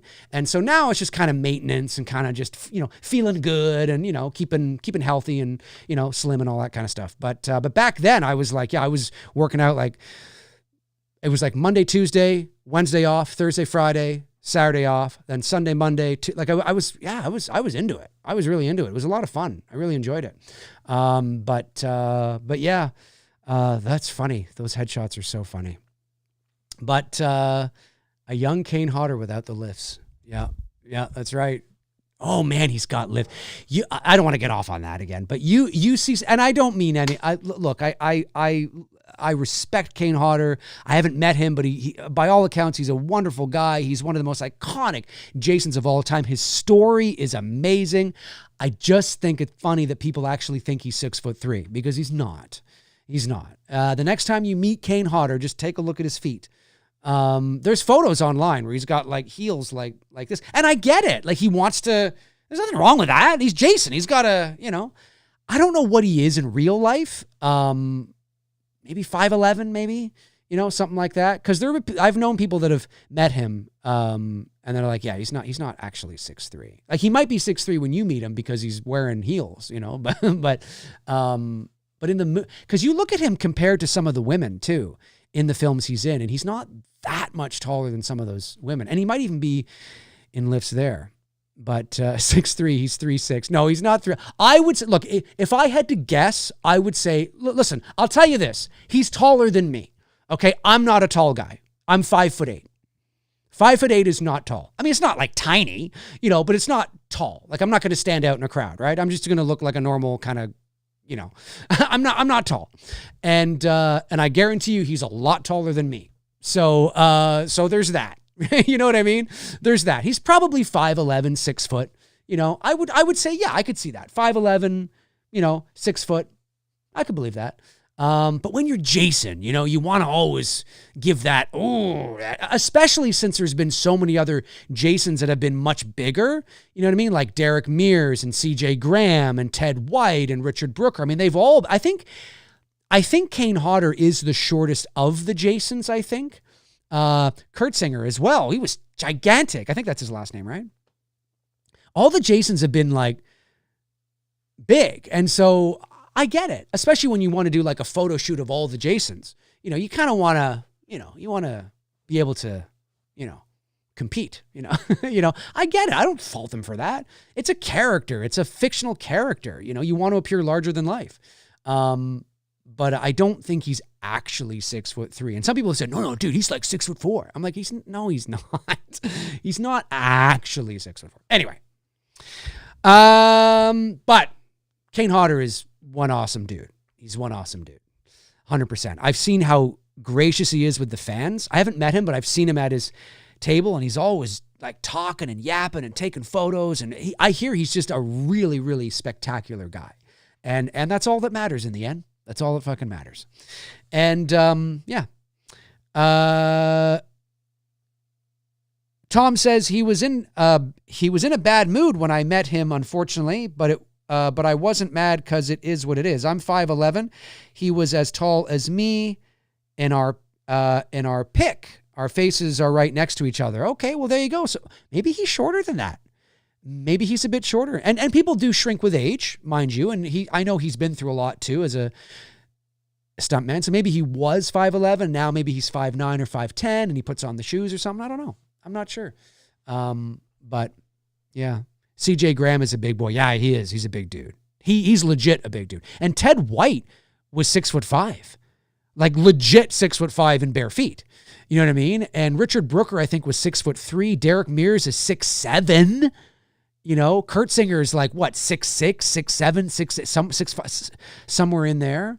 CJ Graham is 6'3", 6'4". They're all big dudes. But you know what? Kane Hodder is a lot of people's favorite Jason, and he is good. I will say, like, despite that he's the shorter, and he's not short, but I just mean the shorter of the Jasons, he's not my favorite. But my issues with the Friday the 13th movies he's in are never him. Like, I'm not like, they're not him. As Darren often says, I don't know if he's still, oh yeah, he is in the chat still. As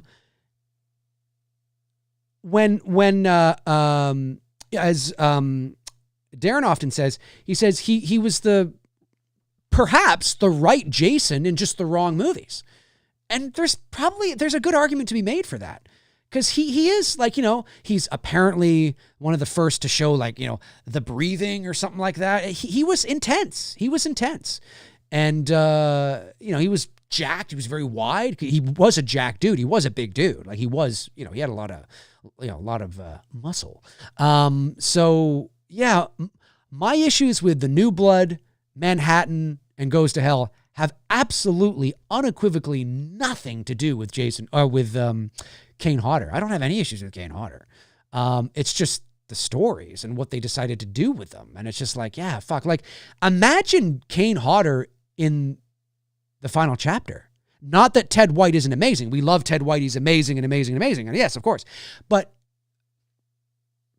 that'd be pretty fucking intense. Kane Hodder, you know what I mean? The New Blood, Jason in the final chapter, that'd be pretty intense. Right? So I agree with that. I think there is some truth to that. He was probably the perfect, maybe even the perfect Jason in all the wrong movies. Who knows? We'll never know, but it's pretty cool. Mr. Sandsman says, last year I stood next to Kane and he's shorter than me. I'm 6'1" in bare feet and he was wearing his lifts. There you go. So, yeah, I mean, you know, maybe he is. maybe he is 5'8". Maybe he is. Hey, maybe he is 5'8". No. No, he's probably like 5'10" or something like that. Well, he was shorter than you in lifts. So, okay, well, yeah, maybe he got to 6 foot, 5'11", so maybe he is 5'9" or 5'10". I don't know. There's a picture of him in lifts. There's one picture. I wonder if I can find it. There's one picture. He's like facing off against somebody. It's at a convention. Oh, I've seen it on social media like 3,000 times. I'm just using Google Images here. It's not immediately popping up. And even if it did, it might be a cropped version of it. There's, maybe if I just put Kane Hodder convention. No, that's not coming up. That's too bad. Well, there is one photo here, but it's not. Damn, there was one where you really notice it. But it's not coming up. Damn, I thought because it was all over social media it would pop up. But okay, anyway. So let me save this one. This is a good one to save. And there's also, that one there, I guess, too. But that's a good one. Anyway, damn it. I wish I could find the one. But okay, for sake of time, I mean, I'm not going to turn this into the Kane Hodder show. Poor Kane. We love you, Kane. All right. So this is I'm sure you guys have all seen this, but so those are quite the heels. Those are quite the heels. So, you know, but I totally get it. That's going to put at least 2 inches, at least. And if he's got, you know, a lift inside the boot as well, that could elevate him to 3 inches. You know what I mean? And again, I've never, and to be fair, I want people to understand, I don't have an issue with this. I've never had an issue with it. The only reason why I speak about it is because people say to me he's actually 6'3" and so, like his real height is 6'3". And casually one day I just said, no, I don't think it is, because I've seen him at a convention and he's got these big shoes on, and then Darren, of course, like, no, I'm 6'1", in bare feet. I stood next to him at a convention and he was shorter than me in his lifts, and I'm not making fun. Basically what I'm trying to say is I'm not making fun of Kane.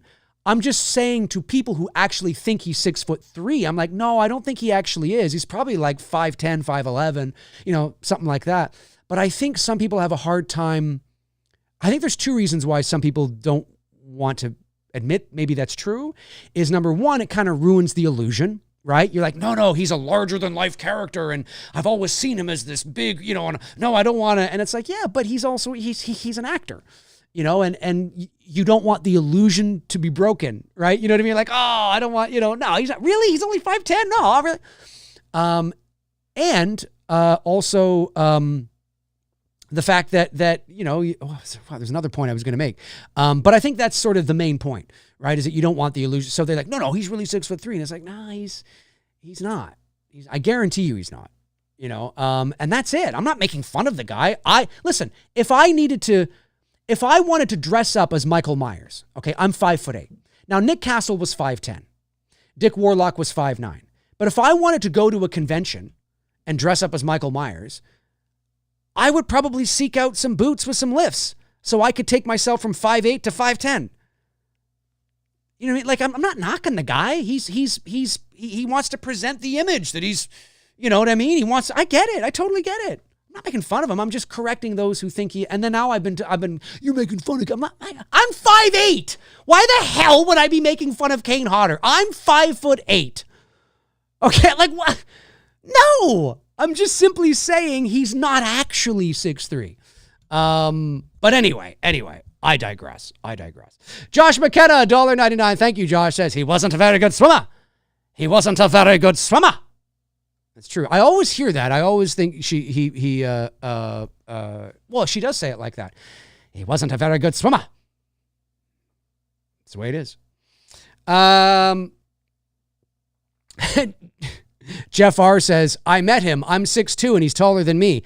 Well, then that means he probably had 8-inch shoes on. Brandon says they're elevator boots. They lift typically 2 to 5 inches. That's it. And again, it might depend on, it depends on the surface, and he probably has a few pairs of them, right? And the elevator shoes, like, you can actually put lifts in them as well. So the lifts might give him 2.5 inches, and then he puts, say, another inch in. Oh, that didn't sound right. As soon as I said it, that didn't sound right. My 13-year-old boy's like, put another lift in his boot that raises him another inch. I'll say it like that. Now he's got 3.5, right? You know what I mean? So, I mean, it is what it is, man. He's got an image to maintain. He's Jason Voorhees. All the power to him. It's acting, folks. It's all fake. And Tom Cruise is shorter than me. Or he's about the same height as me. 5'7" and a half, 5'8", or whatever he is. Is he 5'7" and a half? Or 5'8", because I'm 5'8". Is he 5'7"? Maybe he's 5'8". I'm not sure. Sylvester Stallone's like my height. You know what I mean? Like, who cares? I actually, Sylvester Stallone might be a bit shorter than me. So I remember when I was doing on-camera acting back in these days right here, for those of you that are just joining, they're like, oh my God, is that Dave? Yep, that's me. Back in my on-camera acting days. So back in those days, Sylvester Stallone had just finished shooting a movie in Toronto called Driven. It's the race car movie. And I was doing a commercial, and I was sitting in the makeup chair. I forget what I was doing commercial for. Bologna or something, I don't know, or sandwich meat or something. I don't know. It was a commercial. And I'm sitting in the makeup chair, and the makeup artist who was doing my makeup, we were chatting, and she said that she had just worked on Driven, and she met Sylvester Stallone.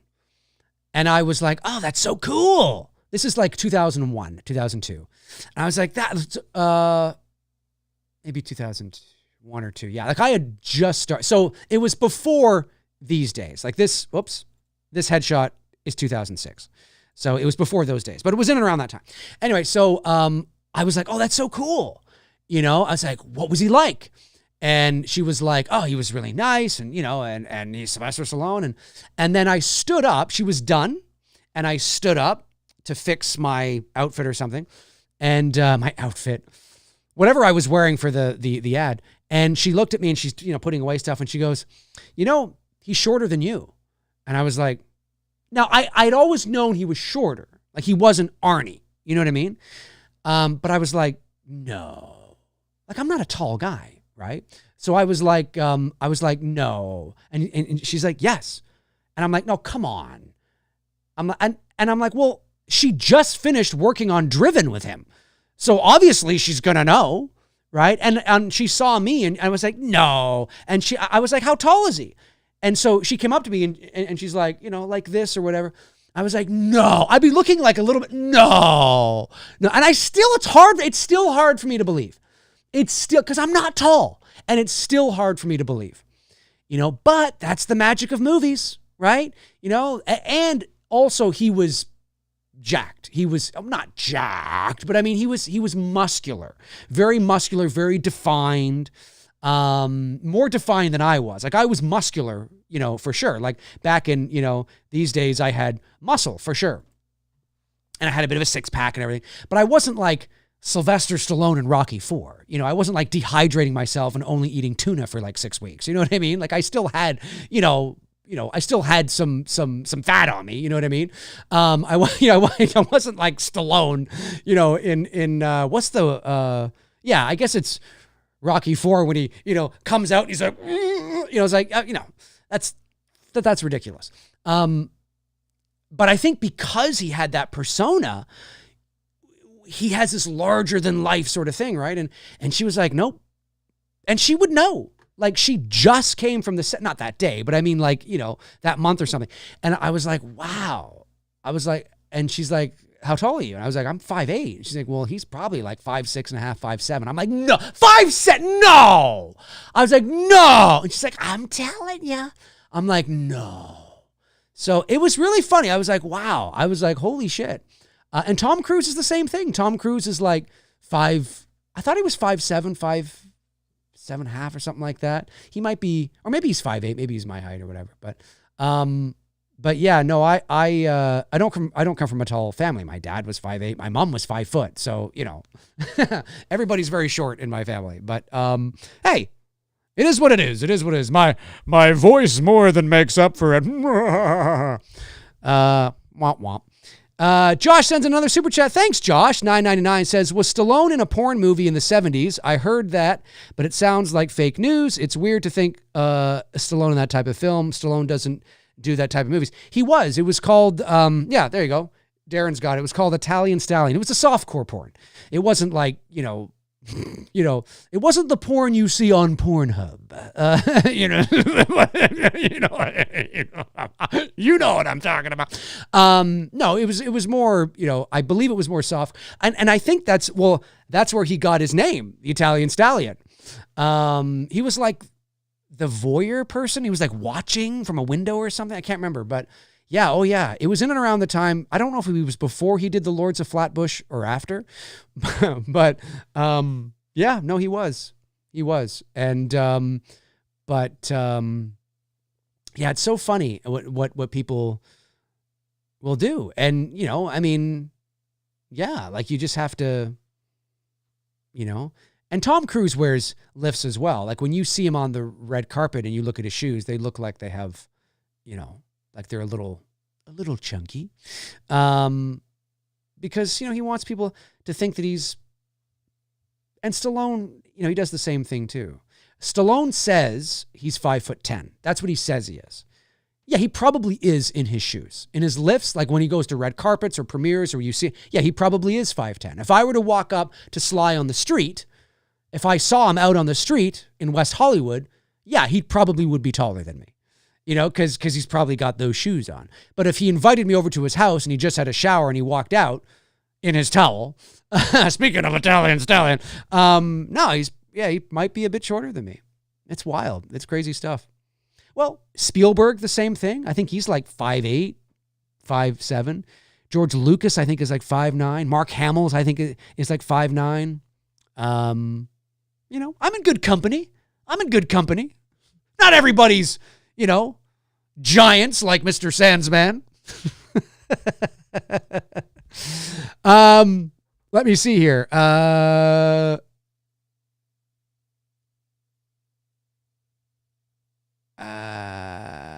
Tom says Felicia Rose, Serena Vincent, CJ Graham were all great meets for me. Kane and Barbara Crampton weren't so good for me. It is what it is.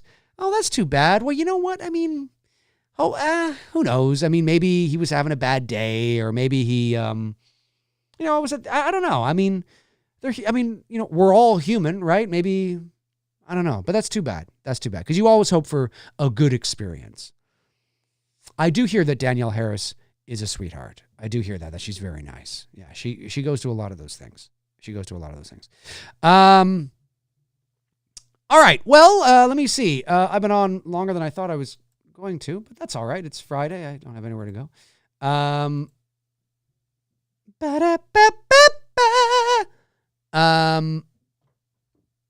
Josh says, Josh talking to Jay Beach. It was originally called The Party at Kitty and Studs. Well, you would know, Brandon. I mean, you were a first AD on it, I believe. No. Could you imagine? Oh my God. Yes, I was. Yes, I was, Dave. That's correct. Matthew Farisi says, not a huge defender overall, but the liquid nitrogen kill in Jason X is peak Jason kill in my opinion. Hey, I got that on here, buddy. Where is it here? Jason X, you mean? You said Freddy versus Jason? No, you got it right. There it is. I had it on my list. Here, I'll go through my list one last time. All right, so number 1, I've got, of course, Kevin Bacon, my favorite kill. Number 2, we've got Mark, the wheelchair kill. It's one of the best in the franchise. 3, I couldn't decide, so I chose 2. The eyeball one, my dad laughed hysterically at this when we watched it when I was a kid. Of course, the iconic spear gun, I guess it is, in the eye. Not just an iconic kill, but of course, because it's the first kill with Jason in the hockey mask. Then part 4. Oh, I mean, this is just so iconic. Love it. Look at that hand. What a great shot. Part 5, of course, shout out to Ron Sloan. Ron Sloan, by the way, is an absolute sweetheart. I got to work with him on Dylan's New Nightmare, and he's just awesome. A really, really awesome dude. And so that's my favorite kill from part 5. Although, the Deborah Voorhees kill is a good kill for other reasons. And then part 6, of course, the this is such a great kill. Such a great kill. The bend over backwards, I guess you could call it. And then of course, the sleeping bag kill in part 7. The head popping off in part 8. Look, you can tell how fake that is. Look how fake that head is. Crazy, crazy, crazy. And then the liquid nitrogen kill in part 10, Jason X. And then, of course, back to the bending over backwards kill in Freddy versus Jason. And so, again, I didn't choose any from Jason Goes to Hell because I can't remember anything. And I didn't choose any from the remake because, admittedly, I shouldn't have done it like this. Sorry. I'm coming back. There we go. I didn't remember. I remember some of it, but I don't remember all of it. So, well, folks, I think it's a good place to wrap this up on this Friday the 13th. This was a good one. This was a lot of fun. I really appreciate you tuning in. Sorry for the hiccup earlier in the stream. But hey, listen, if you're watching after the fact, jump into the comment section and let me know your thoughts on your favorite kills in the Friday the 13th franchise. Let me know below, or let me know your thoughts on anything I had to talk about or say here today in the show. I really appreciate you all tuning in. Thank you, of course, to the moderators. Thank you to the Super Chats, the member chats. I really, really appreciate it. I will be back soon with another episode of McRae Live and another juicy topic to to get you guys excited. Don't know what that's going to be yet, but I have some ideas. And yeah, have a great rest of your Friday night. Have a great rest of your Friday the 13th. And if you're watching Friday the 13th tonight, have some fun, have some munchies, and settle in and watch a good old Friday the 13th movie. I will talk to you all very, very soon. Alrighty, folks. In the meantime and in between time, I will talk to you soon. Cheers.